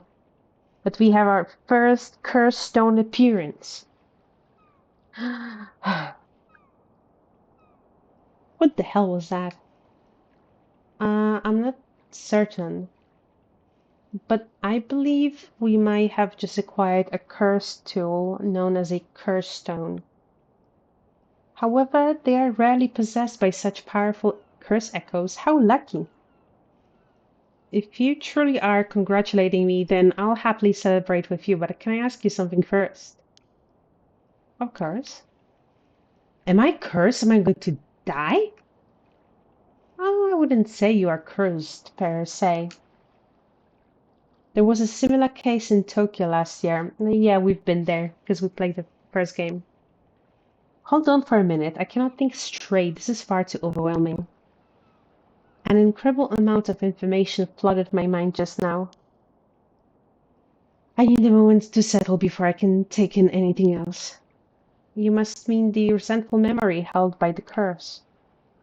It's a phenomenon wherein the events leading up to the curse forming are passed onto the curse bearer so that its gradual spread. Oh, and curse bearer refers to someone who is haunted by a curse echo and thus able to use the curse. Stop! I already told you I cannot take any new information. You're doing this on purpose, aren't you? Well, we have our files updated, so we're going to have even more information. So, an explanation in case you haven't played the first game. Curse echoes / bearers. Curse echoes are the visual manifestations of curses. These manifestations are fundamentally related to the origin of the curse, but they do not always take the same shape, sometimes appearing in a more abstract or disfigured form instead. Unlike spirits, they are manifested illusions, and as such have no consciousness of their own. A person afflicted by a curse that has a curse echo is called a curse bearer. Even among curses, a curse that contains a curse echo should be considered very powerful in and of itself. Ordinarily, those with no spirit sense would not be able to perceive a curse echo, but such individuals who become curse bearers by coming into possession of a curse stone or some other means can see other curse echoes. Yes, yes, yes. This is all matching up with the information we got from the first game. Curse stones. A type of curse tool that allows even people without any spirit sense to wield curses. As long as the tool meets the above criteria, items of any shape or size may be referred to as curse stones. Many curse stones have conditions that must be fulfilled to use them, often based on the spiritual power and characteristics of the curse itself. If a curse stone has low spiritual power, it may only be possible to use it under specific circumstances, such as when under the influence of the Feast of Shadows, a spell that heightens the potency of certain types of spiritual energy. Yes, and the Feast of Shadows was in the first game.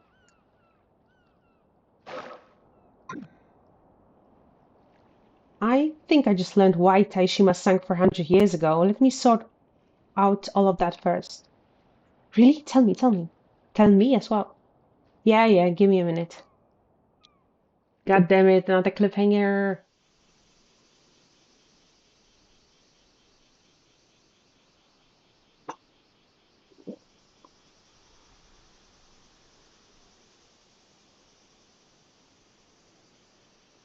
But now the question is,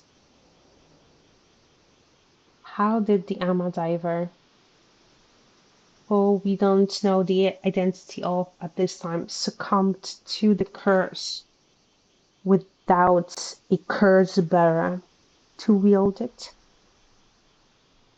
Interesting. Or was it, or like, just was it because they didn't have a spiritual protection like Cersei did?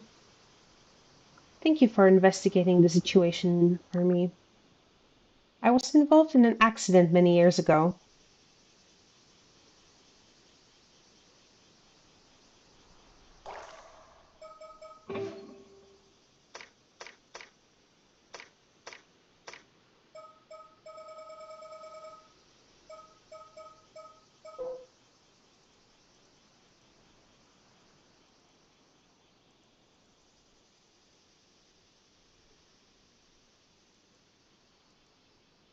Identity unknown passenger? Are you, is that you?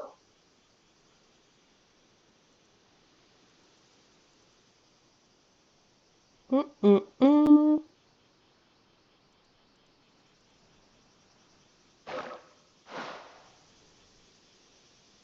I was involved in an accident many years ago, so I can't bring myself to go out to sea anymore. You've been a tremendous help. Oh, I'm sorry to hear that. We actually got our hands on something quite valuable, so we owe you thanks as well. That's great. I'd love to hear more about what you discovered, if you don't mind. Of course.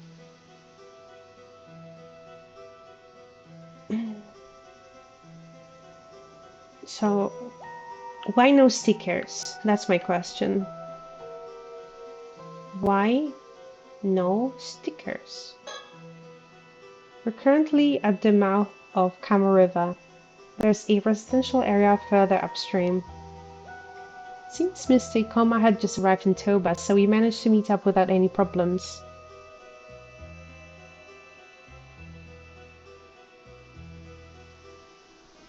Okay, is there anything else we can look at? Even when a curse fell into our lap, she managed to remain calm. Only a consummate professional like her could be so cool and collected with all that's happened. So true, you need to praise her more. Okay, I don't think there's anything else to look at here. He may look scary, but his demeanor is surprisingly gentle and kind. He's a very polite young man. People like him tend to be misunderstood because they're a little awkward. He must struggle with that kind of thing a lot. Wow, you're just like trying to deconstruct his entire persona. We're in e-commerce debts. I suppose we ought to tell him everything we've learned. So, I think I have to say it, but he's kind of hot. Anyway, will he believe us if we suddenly start talking about curses? Can we just not bring it up? I think you can explain it all without bringing them up. Well, we'll see how far we get.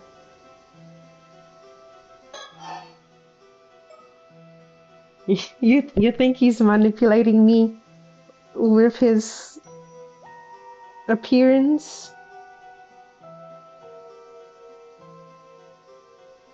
You think he's evil? I don't know. I don't have enough information, but like he might be the guy that called the house like on the island and threatened, but I don't know. I don't know. I kind of don't want it to be him because he got me. He got me good with those eyes and the strong brows and the hairstyle. He got me. Talk about the Ama diver. Anyway. The diver I hired to perform the search was an Ama diver living in Toba City by the name of Kamikosuma. Was that the name she was using? I honestly don't remember. No, I don't think so. Is it? No. So that's not her. I think. Which means that if she is not the Ama diver that perished, then it means that they had some kind of showdown with her, and then Avi used the curse to kill her.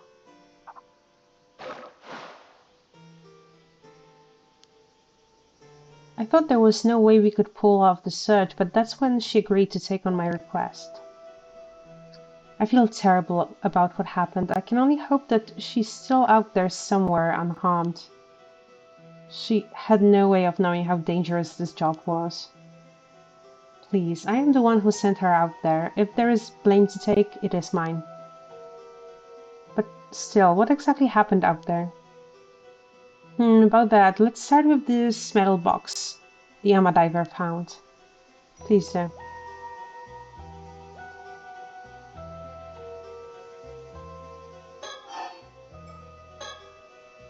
It appears Miss Suma decided to take on my commission alone and set out to sea by herself. Perhaps things would have ended differently if there had been a boatman with her. I don't know. Okay. So we cannot continue this line of questioning further. So basically, this is the wooden carving we found inside the metal box. I see, so your map indicated the location of this wooden carving. We believe so. The question is why? Why go all the way to not just hide it, but to conceal the map in a mermaid mummy? How very intriguing. I suppose a carving like that would have had some value back in the day, but to go through all this effort to preserve it like this? I believe what was preserved was not the carving itself, but the mermaid's memory that was stored inside a curse. Dun dun dun! A curse? Dun dun what now? That's right. In other words, the one who made that box entrusted it with a message, and we are the recipients. Okay. I might fuck with this theory. Please calm down, I'm feeling quite lost. I know you're quite excited, but I think we have no choice but to start explaining the curse. That's right, it's curse chit-chat time. You may be a bit too rational to believe what I am about to tell you, Mr. Ikama, even so I ask that you try your best. Huh? If you're ready to hear it, I'm ready to say it. Come. Give me your answer in the next 3 seconds. 3. I'm prepared. Please say me. I see. So the Taishima mermaid, known as Hayase, was killed by raiders. The hatred she left behind became a curse that entered this wooden carving. You, Avi, then inherited her curse in addition to information from 400 years ago in the form of a resentful memory. Ooh, you absorbed all of that quite efficiently. I'm impressed. This is actually not the first time I've heard of what can happen if one touches a cursed stone. How do you know that? Oh? Yes, but let's save that conversation for later. No, I don't think that's a good idea. More importantly, you know what actually went down on Taishima 400 years ago. That's right, I know the truth. All of it. What happened, what didn't. I know it. You seem a bit frazzled. Do you need more time to collect your thoughts? There's no need to worry. I am prepared, but it will take some time to explain. Come on.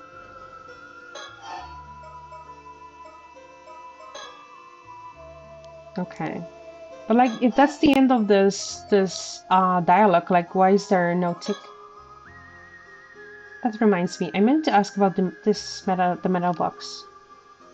If it's been lying on the seafloor for 400 years, how come it wasn't discovered until now?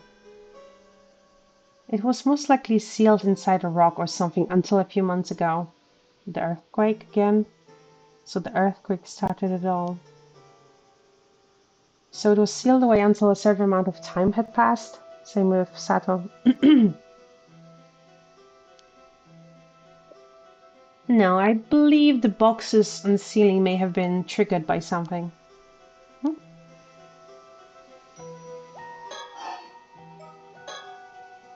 Okay, so we need to continue this one to get the end of this one. Let's go, guys. It's time to reveal what truly happened 400 years ago to Taishima and the mermaids. Please do tell. Around 400 years ago, the area of Shima province, which included Taishima, was governed by the Kuki clan. The leader of the clan at the time was Kuki Sumitaka, and it was his duty to protect the secret of the 3 mermaids living on Taishima. That must have been Sobe, Nagame, and Hayase. However, the legend that eating mermaid flesh could grant immortal life was well known. So he secretly hid them on Taishima so no one would learn about their existence. It appears Sumitaka thought of the mermaids as a sacred or divine existence. The thought of seeking immortality for himself likely never crossed his mind. The land where the mermaids lived was a sanctuary that he fiercely protected at all cost. In other words, Taishima was an island where people worshipped the mermaids in secret. Indeed, it meant the people living on the island were not simple commoners but guards, tasked with protecting the sanctuary and its mermaids. Sumitaka was so dedicated to keeping the mermaids secret that he kept the existence of Taishima out of historical records. The public believed the island was entirely uninhabited. I see, by keeping its existence hidden, he was able to keep the mermaids safe. However, a vassal of Sumitaka's uncle, Yoshitaka, learned about the mermaids on Taishima. He passed this information on to Yoshitaka, who believed obtaining immortality was a must to rise to the top in an era that was often plagued by war. He commanded his vassal to lead his army to Taishima and do whatever he had to do to return with the flesh of a mermaid. Sumitaka and those on the island resisted, but the invading army was far too powerful. The island was swiftly overrun. Ultimately, Hayase was captured and brought before the vassal. Vassal tortured her, demanding she grant him the power of immortality. But Hayase did not yield. even to the most hellish torments. She screamed and cursed with despair and anger until her dying breath. That's horrible. Yeah. The hatred Hayase felt at the moment of her death led to the creation of the curse of the forsaken fish. And that is what I learned from the resentful memory inside the curse stone. But to be honest, that is only half. Half of what? Half of the memories. The other half is the memories of the one who left behind the motel box. Namely, the story of how the curse of the forsaken fish became a curse stone.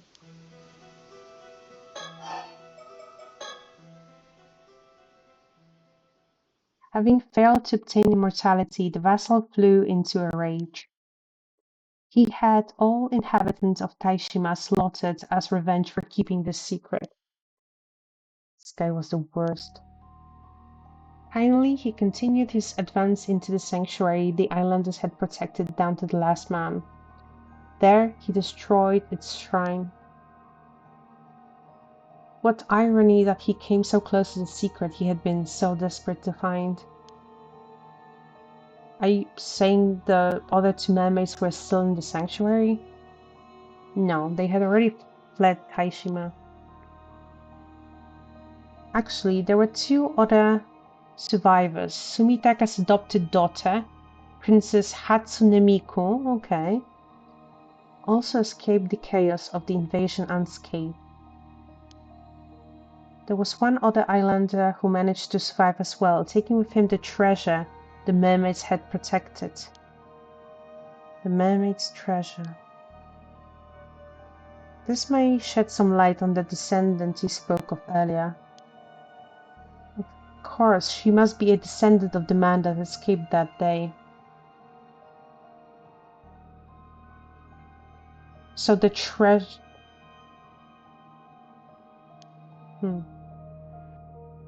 We now know she was correct when she spoke of the three mermaids living on Taishima. So we do. Putting descendants aside for now, let's return to 400 years ago. The vassals' invasion and destruction of the sanctuary was like a trigger. As a reaction to the sanctuary's fate and their own ill-deserved deaths, the sorrow and hatred of the islanders swirled together and formed into the curse of the raging waves, a natural disaster that shook the heavens when it descended upon Taishima. So the treasure was not the curse stone or the raging waves. Okay. Curse bombarded Taishima with violent winds, earthquakes, and thunder. Then, in a final act to protect Taishima's lost sanctuary, they sank it into the sea to destroy all evidence of it ever existing. They destroyed it? The small island of Taishima sank swiftly under the waves. The vassal and all of his men were, of course, all killed thanks to the curse. EP. But one problem remained. That wasn't the end of it. I need to find out right now. Taishima was destroyed by the natural disasters caused by the curse of the raging waves. But the calamity continued for many days. It must have seemed as though it would never end. Can't imagine how terrifying it must have been. Sumitaka even sought out a famous onmyoji to dispel the curse, but he was unsuccessful. The curse would eventually sink to the bottom of the sea alongside the sanctuary and be sealed there. Only then did the calamity end. Yet it appears this curse was so powerful that it required a sacrifice to be truly sealed. A sacrifice? Not just any sacrifice, but a living one. Princess Hatsune Miku offered herself up to be that sacrifice. You said she was Sumitaka's adopted daughter, yes? And that she lived on Taishima? That appears to be the case. Sumitaka was evidently so taken with her that he decided to adopt her. The rumor that she threw herself down a well was likely spread to cover up the real cause of her death. So Princess Hatsune was actually sacrificed. So is Sato Princess Hatsune Miku? The seal would hold for 400 years. They must have hoped that the curse itself would fade during the time too. However, the curse of the forsaken fish created by Hayase also continued to linger in the same place. So the Onmyoji sealed it inside a wooden carving, turning it into a cursed stone. Then the same Onmyoji, knowing that the seal would only last 400 years, stored his memories within the cursed stone to pass on this information. I think if it's what it was a famous Onmyoji, so I think that might be the family relic that like they're looking for. He wished to pass down his knowledge for others to use in the event the curse outlasted the 400-year lifespan of the seal. Because I think what they were saying is that they're looking for it to like help with the curse, right?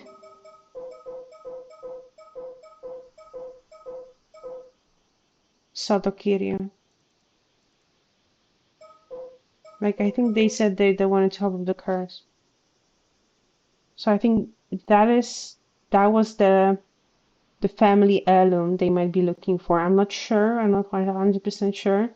Family heirloom of Sodo, like the memories of how to like all the memories of all this. Uh, maybe the curse stone isn't like that important for them, but maybe the memories. And that is makes sense why they would have a showdown because they have now Avi and Cersei have the stuff that's like belongs to them. Well, it does make sense. We'll see. That's my theory for now. He left behind. Yes, he left behind instructions on how to completely dispel the curse of the raging waves. Indeed, I've compiled it all in my files.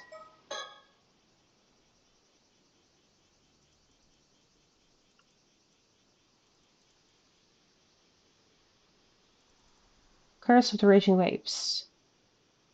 We've read part of it before new information was added, but let's read it again as a refresher. A curse that causes an outbreak of turbulent waves and violent storms in the seas around Kamishima. It is said that the curse was born from the resentment of the former residents of Taishima, an island once located to the south of Kamishima, after someone brought about its destruction. Some believe that several of the disasters that have struck Kamishima in the past were actually caused by this curse in some manner, including the Kamishima South Sea disaster that occurred 5 years ago. The person accused of bringing the curse to Kamishima was called the Raging Waves Curse-bearer and was shunned by the island's inhabitants. In truth, the curse has been perpetually active ever since its inception. The sacrifice offered 400 years ago merely served to seal the source of the calamity during this time. It is believed that Mare Minakuchi attempted to lift the curse once and for all, only for her failure to give rise to the disaster 5 years ago. In the event that the curse did not fade during the 400 years it was sealed, the Onmyoji, originally responsible for sealing the curse, left behind a plan to dispel it.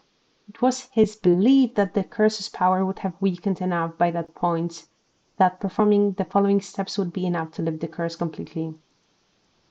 First, thou must unbind my seal, risen from the depths, with the iron box. Done. Second, thou must offer the still-tide mirror bequeathed by the sacrifice to the sanctuary. Third, let those who share blood with the lost souls of Taishima be the ones to offer appeasement.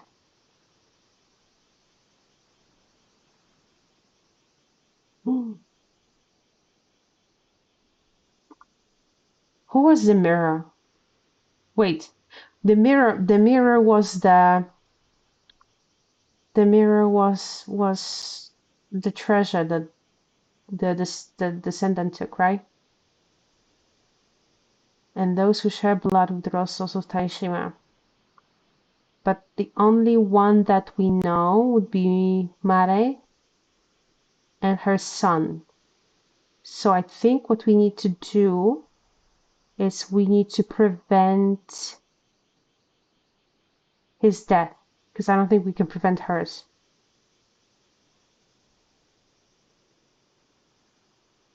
Oh yeah, the theory about the hind mirrors. Yeah, so like if we have the curse like from the Heike, we don't have I don't think we have a file on it, but it would, where is it?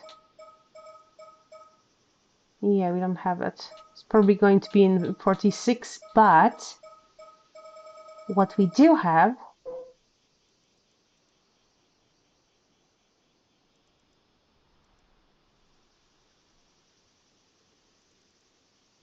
okay.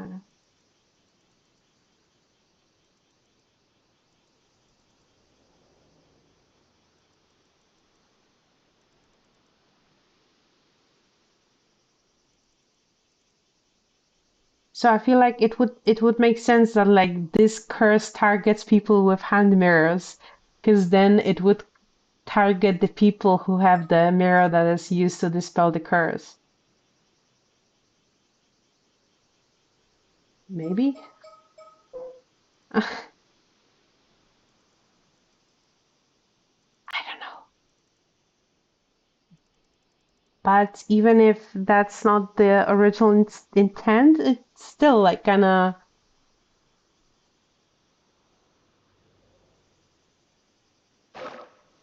it still means that like they're screwed if they're trying to like stop it. So that's what happened. So, hmm, and that wraps it up. Okay, so it makes sense. It makes sense why she failed. No, that's the wrong thing.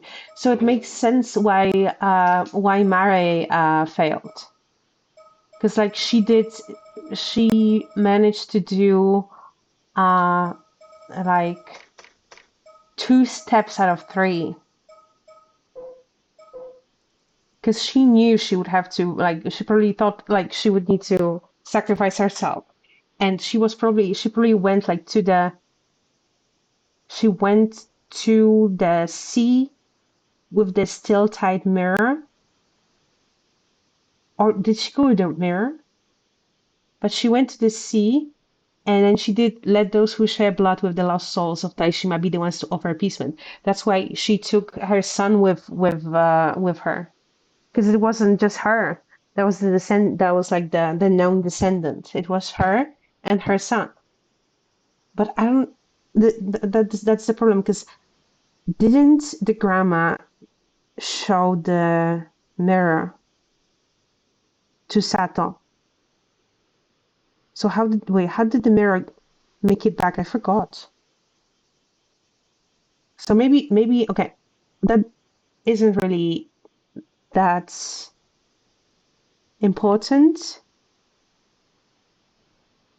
but I think that was a problem, because she tried to seal the curse and she knew part of what she had to do, either just the third one, or the second, the third one.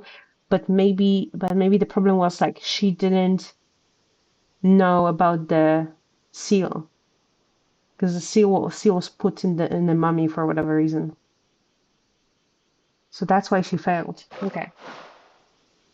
And that wraps it up. I got all that info beamed into my brain in a flash, and yet I still managed to present it as an enticing narrative, eh? How amazing was that? You're utterly astounding. Wow, incredible. Invasion of Taishima. Around 400 years ago, during the Sengoku period, Oda Nobunaga was assassinated at Honnoji Temple. Kuki Yoshitaka, commander of the Kuki Navy, had steadily been gaining influence within the clan, but he now found himself at a crossroads in an era still racked by the turmoil of war. It was then that a vassal of the Kuki clan, Komatsu Sudamune, approached him with some intriguing information. According to Sadamune, three mermaids were said to be living on Taishima under the protection of some of the island's residents, even though the island was originally thought to be uninhabited. It was widely known throughout folklore that eating the flesh of a mermaid granted one immortality and eternal youth. Sadamune urged Yoshitaka to take advantage of this, suggesting that if he possessed such power, an invincible army would be his to command. Seeing this as the opportunity he had been waiting for, Yoshitaka ordered Sadamune to capture the mermaids and bring them back to him.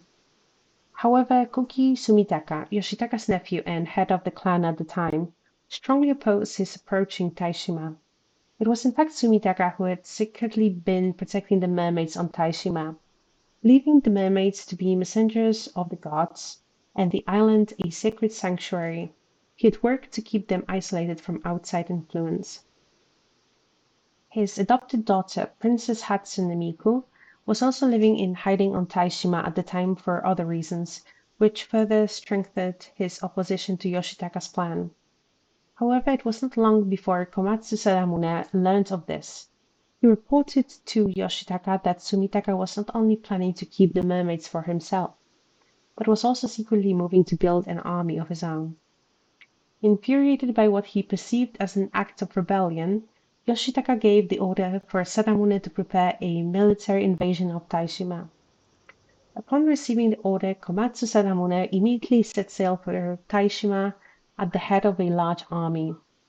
Caught off guard by the unexpected attack, Sumitaka scrambled to send out his own forces in an attempt to resist, but was unable to prevent the enemy from landing. In the blink of an eye, the once peaceful and beautiful landscape of Taishima was transformed into a nightmare. The islanders, guardians of the sacred lands, desperately fought back, but they stood no chance against seasoned soldiers, hardened by years of battle on the front lines, and one after another they fell before the invaders. Sadamune ordered that even women and children be cut down without mercy, and soon the waters around Taishima ran red with blood. Sadamune's forces swept across the island, searching every inch for signs of the mermaids as they pressed their assault. Finally, they discovered a mermaid in hiding by the name of Hayase and captured her. Sadamune demanded that she make his troops immortal, but the mermaid staunchly refused, even as Sadamune turned to torture, inflicting unspeakable pain with every refusal. The torture escalated until eventually even her supernatural nature was not enough to withstand the torment. On the brink of death and resigned to her fate, Hayase gave a final terrible cry, overflowing with resentment and anger as she breathed her last. Sadamune ordered his men to take the flesh from her body, but as they moved to do so, a strange phenomenon began to occur. All the soldiers who approached her body began to transform into fish, their bodies decaying rapidly as their transformation took hold. Hayase had cast a curse upon them with her dying breath based. With the one mermaid Sadamune had captured dead and his forces decimated, he began a mad search of the island in pursuit of the remaining two mermaids. Eventually, he found a deep cave in the interior of the island that extended far beneath the earth, reaching down to the seafloor. I think someone in the chat before mentioned the cave. Someone who's in the chat right now. It could be the storyteller cave. In the deepest part of the cave was a shrine and a door with a powerful seal over it that he couldn't open no matter how hard he tried. Convinced this had to be the entrance to the sacred land, the home of the mermaids, Sadamune gathered all his remaining gunpowder and artillery and unleashed it on the door, destroying both it and the shrine in the process. The next moment a violent tremor racked the entire island, and the skies above were engulfed by a storm. The repercussions of his desecration of the sacred land and the resentment of the islanders he had seen senselessly slaughtered blended together, unleashing an all-consuming calamity that seemed to shake the very heavens and earth. Ravaged by fierce earthquakes and vicious storms, Taishima sank beneath the waves, as if nature itself sought to protect the sacred land by erasing all traces of its existence. Thus were Taishima and the sacred land, along with Sadamune and his army, lost to the sea in an instant. The only survivors of this tragedy were two mermaids and two islanders that had successfully made their escape from the island. Hayase had, in fact, stayed behind as bait to allow the others to escape. The two surviving islanders were Princess Hatsune and a man named Somekawa, who had been assigned to the duty of protecting a relic important to the mermaids, the still water mirror. However, the tale did not end with the sinking of Taishima. Sumitaka eventually made it to the seas near the island, but a fierce anger and resentment darkened the waters around it, and the curse born from these dark emotions, the curse of the raging waves, had given rise to a storm that continued to rage even several days after the incident.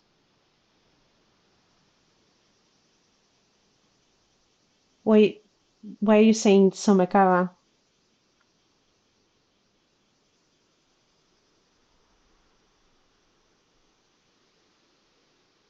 Oh, let me read the chat. Why the legends are so widespread too, she turned so many soldiers into fish, and as they spread across Japan. Yeah, they could just like float and show up in many different places. So, so you're saying Somekawa? Oh yeah, that's like the name she took after the Southern Sea disaster. Let's confirm it in a second once I'm done with this file. Um, Furthermore, the curse born from Hayase's final moments, the curse of the Forsaken Fish, also continued to exert its influence on the area, causing anyone who entered the storm's domain to transform into a fish. Anyone, see, had grown. So you're right. So it's even worse because like anyone who just like even after what happened in the sea, there was a boat out and it got trucked into the area by the storm, and then they get transferred into a fish. The situation had grown beyond anyone's ability to control. Sumitaka, looking for a solution, turned to Tsuchimikado Harukage, a renowned onmyoji and friend of Princess Hatsune. After conducting an investigation, Harukage concluded that the source of the curse was the sacred land, now sunk beneath the waves. Although the curse was too powerful to dispel, it would be possible to seal the sacred land by offering up a sacrifice, thereby suppressing its uh, calamitous effects. The seal would last for 400 years, by which time he anticipated that the curse of the raging waves would dissipate. But couldn't he like seal it for like 800 years just like for safety? Hearing this, Princess Hatsune Miku volunteered to sacrifice herself in the hopes that it would bring peace to the souls of the islanders who had looked after her during her time on Taishima. And does it like make sense? Because I don't think it makes sense. Because if I liked someone, they liked her and like she lived with them, like why would they be happy? If I was a soul of an islander that was slaughtered senselessly, I don't think it would make me happy unless it was one of the raiders. You know. Sacrifices and curses work in mysterious ways. With her noble sacrifice, the storm at last died down, and peace was restored to the seas around the island. A bronze mirror in Princess Hatsune Miku's possession, at the time was imbued with power to serve as a talisman to calm raging waves, and was passed from person to person over the years, eventually making its way to Kamishima. Tsuchimikado Harukage was also able to seal the curse of the Forsaken Fish in the wooden accessory that Princess Hatsune had been wearing, turning it into a cursed stone. Harukage used the resentful memories contained within the cursed stone to create a record of the event, which he sealed within a heavily locked iron box before concealing it in a rock on the seabed. In the event the curse of the raging waves had not abated even after 400 years, he made it so that the seal on the rock would be lifted at the same time as the seal on the sacred land. Okay. So the earthquake? So that the record of what had happened and the method of undoing the curse would make its way to future generations. Meanwhile, to protect the sacred land and the mermaids, Sumitaka ensured all records of Taishima were erased so no mention of the island or the disaster that had befallen it would make its way into historical accounts. He also concocted a tale in which Princess Hatsune Miku had thrown herself down a well in defiance of a political marriage in order to conceal her sacrifice. Afterwards, Kuki Yoshitaka, infuriated not only by his failure to obtain immortality, but also by the loss of his primary military force, murdered Sumitaka, who opposed him to the very end, and seized control of the Kuki clan in both name and nature. He had his vassals search the area around Taishima countless times after that, but it is said that they found neither the mermaids nor any trace of their existence. So what? So is Sato a mermaid, or if is she the Princess Hatsune Miku? Now, because she said that she sacrificed herself, but then that would mean she wouldn't be she because like they differentiate that there are two survivors from like humans, even if immortal humans doesn't matter. Humans and two mermaids.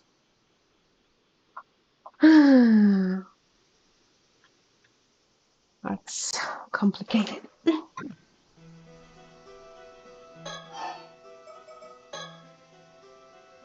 I compile all of the details of the story in these files, so feel free to go over it at your own pace.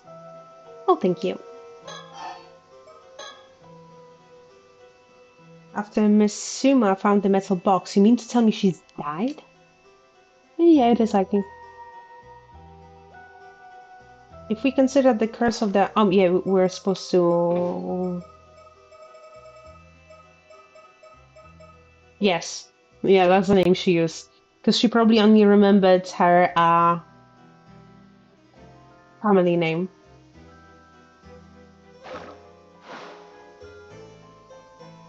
So we... Okay.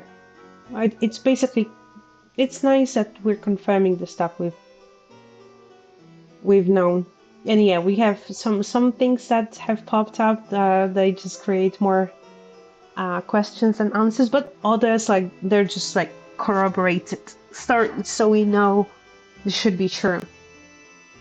If we consider that the curse of the Forsaken Fish had completely saturated the metal box, it is likely already too late for her. How horrible. Since she likely turned into a fish and died soon after, there is a high chance her transformed body will wash up on the shore soon.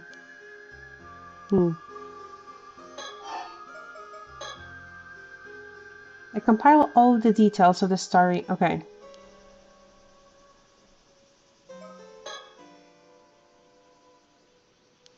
Okay. Wait a second. Was something wrong? Avi, if someone is affected by the curse of the Forsaken Fish, the transformation starts at the feet and travels slowly up, yes? Yes. I believe so, though it's hard to say for sure without witnessing it. Mm-hmm. Yeah. Me and Chat already figured this out. If it's true, then that may explain the true identity of the fish mermaids discovered in this area. It could have been the bodies of those who died in the middle of transforming due to the curse of the Forsaken Fish. Oh, that's a convincing theory. Fish mermaids have been recorded as having only human heads or faces, or appearing human just from the chest or shoulders up. If the curse starts at the feet and travels upward, that would explain the variety of fish mermaids that have appeared. The process is so painful that most die mid-transformation. Then the curse causes the corpse to rapidly wither, forming a fibrous mass. It may even be the true identity of your mermaid mummy. Interesting. So, without analyzing it directly, there is no way to know for certain. But perhaps why the mermaid mummies originated from Japan are of such high quality.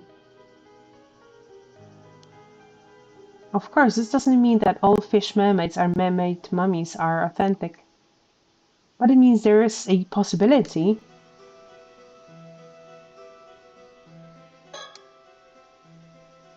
Any number of fish mermaids could actually be victims of this curse. Why did you look at me like that? Actually, I just remembered there were 2 points from your tale I wanted to discuss. About the events 400 years ago. My first point concerns the vassal who tortured the mermaid in an attempt to obtain immortality. If all he needed was the mermaid's flesh, what necessity would there be in torturing her? Oh, that's true. It could mean that the vassal ate the mermaid's flesh but did not become immortal. So he tortured her to figure out why. Okay, his silence is suspicious. If you have to be bad, I'm sorry, but we cannot be together. As for the second observation, I have a theory about the area you described as the sanctuary. Could it possibly be referring to an entrance to Ryugu? Makes sense. Ryugu? This is sometimes also referred to as the eternal world or the world beyond. If he's the evil guy that was threatening Sato, yeah, I'm canceling his ass. In some legends, mermaids are priestesses who serve the ruler of Ryugu, the god of the sea. I see. If the sanctuary was actually an entrance to Ryugu, then that could mean that the mermaids were not living on Taishima, but merely traveling there from Ryugu. Yes, I believe that to be the case. Yeah, it makes sense. It would also explain why the destruction of this sanctuary would inspire the fury of the god of the sea. To be honest, it's difficult to believe that the grudges of the inhabitants of Taishima would be enough to explain what happened. How could they possibly engender curse powerful enough to sink an island and linger for more than 400 years? We're fighting the gods here. Well, we're not fighting. We're trying to appease them. However, it's quite easy to believe that a curse from Ryugu could maintain such power. That also explains the necessity of a living sacrifice. Yeah, gods love that. Of course, one would be required to seal an entrance to Ryugu. But if the entrance to Ryugu was sealed, what became of the 2 mermaids that fled Taishima? I doubt Sobe and Nagame managed to return to Ryugu. I believe they have been living here in the human world for the past 400 years, waiting for a seal to be lifted. Oh. Who is that? They just hid somewhere away from the human eyes. If that's true, then they've been successfully hiding for over 400 years. Of course, if they were to hide themselves at the bottom of the sea, so that would make sense for Sato to be in the bottom of the sea more than like her being the one to be sacrificed. Because she also woke up through the earthquake, so when the seal was lifted, then she cannot be Princess Hatsune Miku. And why did she think she was? Why did she say she was sacrificed? What? What are we missing? We're missing something. Of course, if they were to hide themselves at the bottom of the sea, it'd be practically impossible to find them. It's also possible they've been wandering the globe rather than lingering in one place. That could explain all the mermaid sightings around the world. They could all be the same too. All this discussion of hiding made me realize something. What is it?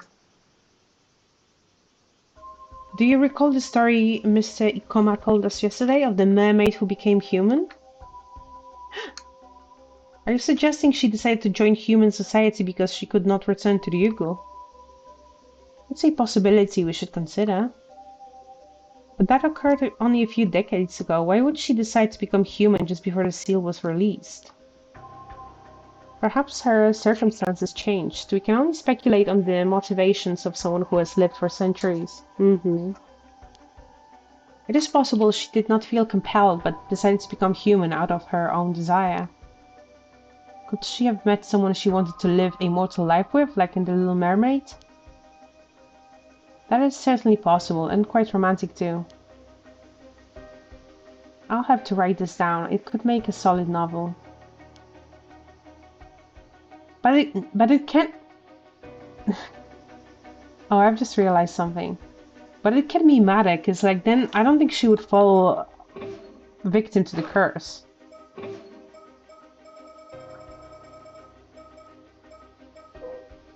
Okay. So we have 4 survivors. We have 2 mermaids. We have princess. And we have Somekawa. So that needs to be Mare. And I don't think that's her because they specifically said that the original Somekawa was he. It was a man.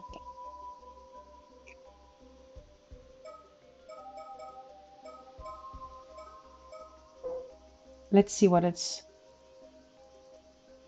Yeah, she became immortal. So maybe she became... Maybe she ate Hayase's flesh, but like... Maybe it was... Like, I'm not saying it was anything malicious. Maybe because, like, she was, like, friends with them. Maybe, like, Hayase allowed her to do so without cursing her. She's not the mermaid.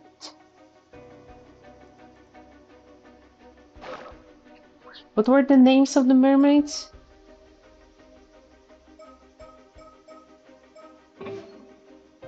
She's the 800 years immortal. And I think she was allowed to become immortal because she offered to be sacrificed. Offered herself to be sacrificed. Where's the name? Which one was it? Ayasa. She dead.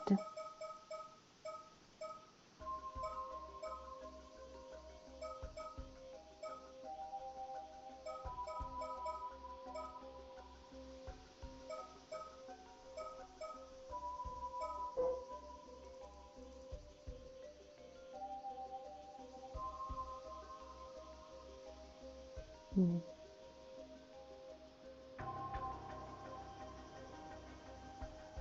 Hmm.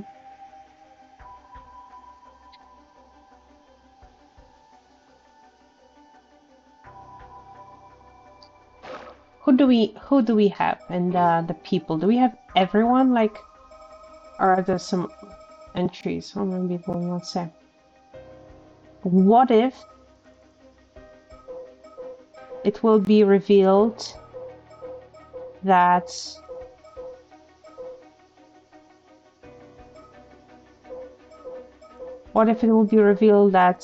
we, the player,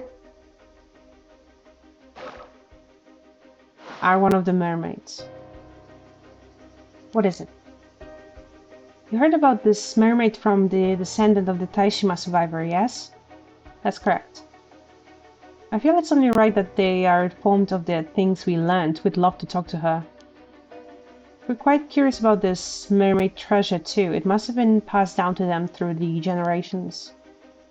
I understand. I'll probably drop by her place later anyway, since I also have to handle the matter with Miss Suma. I'll discuss it with her then. Okay, so it wasn't her. Thanks, that'd be great. That said, in return, I have a favor to ask of you. Okay. Go ahead, we will do whatever we can. You said that the seal over the entrance to Ryugu has been lifted, is that correct? Yes, it has most likely been gone for several months now. Huh? Really?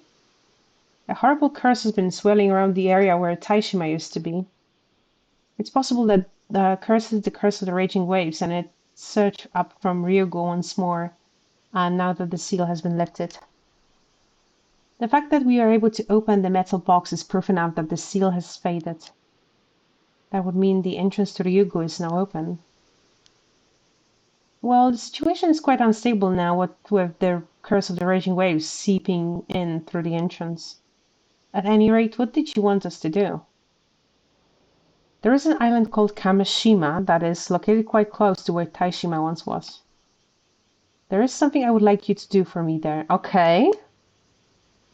This request does in fact have some relation to our current conversation. Oh?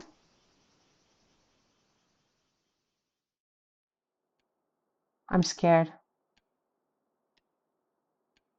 Now then, Avi. Hmm? We decided to tell Ikoma everything, but I know there is some information you kept from him. What did we keep from him? Oh, did I? Yes, something from the mermaid's memories. The real way to obtain immortality. That's right, I see no reason to inform him about it. Yeah, I don't think that would be safe. After all, no matter what he may say about tourist attraction, this guy is also after immortality. I saw him straighten up when you talked about the mermaid being tortured because her captor required more than her flesh for immortality. Mm-hmm. He evil. God damn it. Are you sure? I thought his goal, if he even had one, was to quell the curse of the raging waves. Perhaps there's that too. He even asked us to go to Kamishima and find the still-tight mirror in his stead. Okay. You did mention lifting the curse required a mirror as well as the help of the Taishima descendant, right? There was also something about the lifting a seal first, but I don't know what that part's all about. Well, I see no harm in quelling the curse, so I say we continue to cooperate for now. Agreed, though I do wish we did not have to approach Kamishima at all. The evil atmosphere is nauseating. Okay, at least he didn't ask... okay.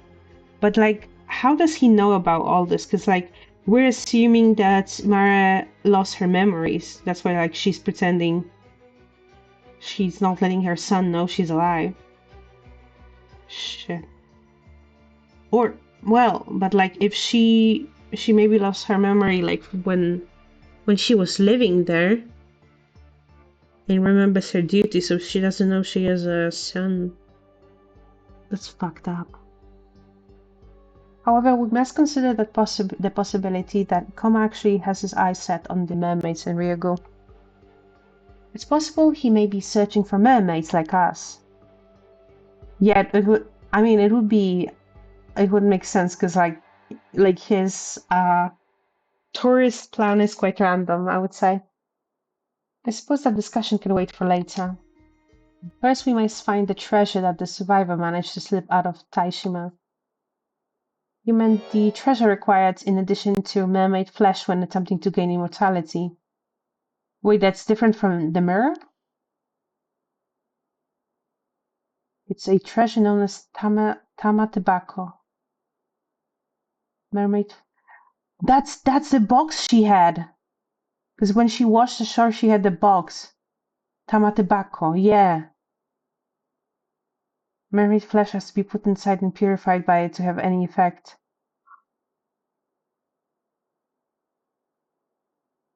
to write this down because I'm going to forget.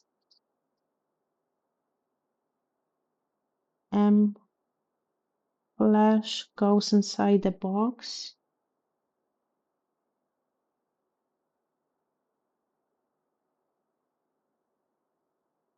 Immortality.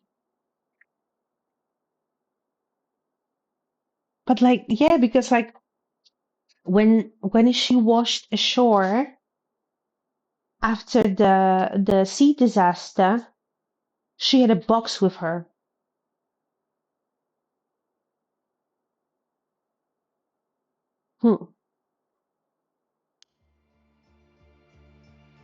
So provided one has both the flesh of a human mermaid and a tamatabako, then immortality is indeed attainable. Boom!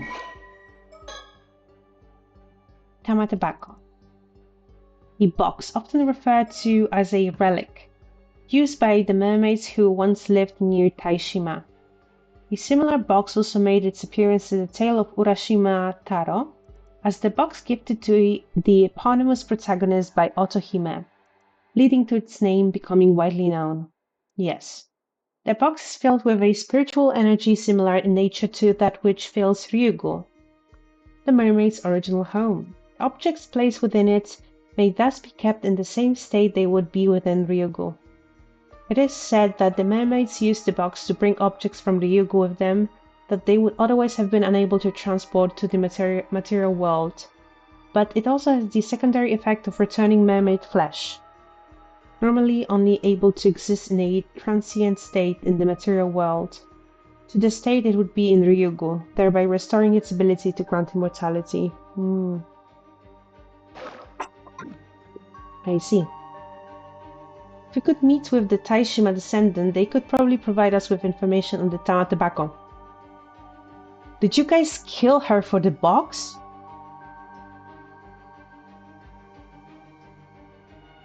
If that's the case, I don't like it. I concur. If we could get our hands on the Tamatabako, we wouldn't have to worry about Ikoma. But would they really make us play so much as an unlikable duo? Yeah, I mean, I hope that at least, something transpired that, like, forced the hand. Because it's not like in the first game when, where, like,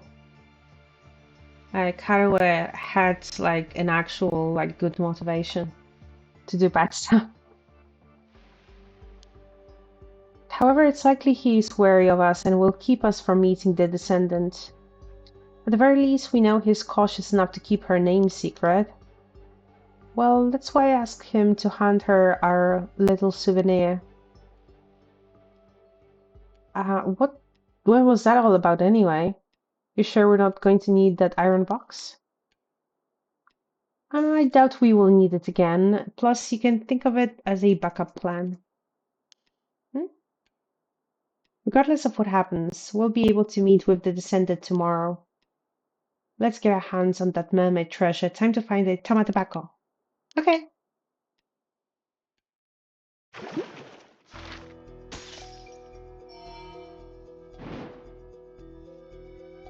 Ooh, what opened here? Which one?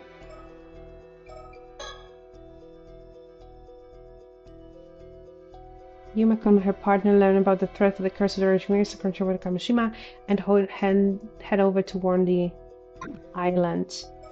We need some time to like process all of it, and I'll probably I think what she showed to them was the mirror, and Sato like recognized the mirror.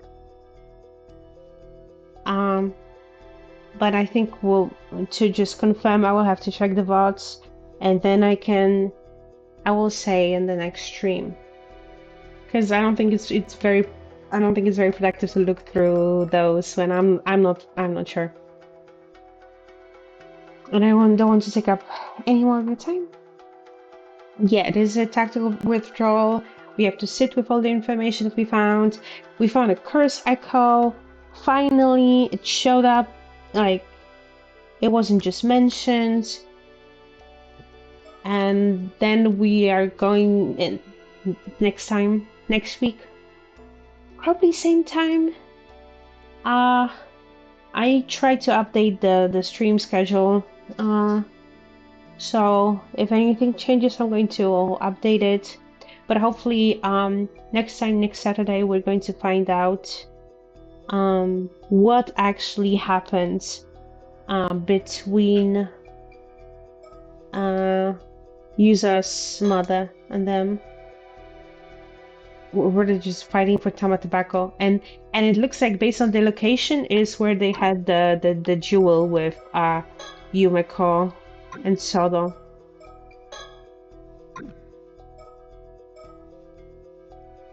So yeah, yeah, it's going to be this, and then after that, like her body is going to wash up. So again, like I hope they didn't just kill her for just like give me the box. We need to be immortal. I don't know. No. Yeah, that's going to be it for tonight. No more yapping for me. Thank you very much for spending like 3 hours with me. And have a good night or good rest of the day. Bye bye.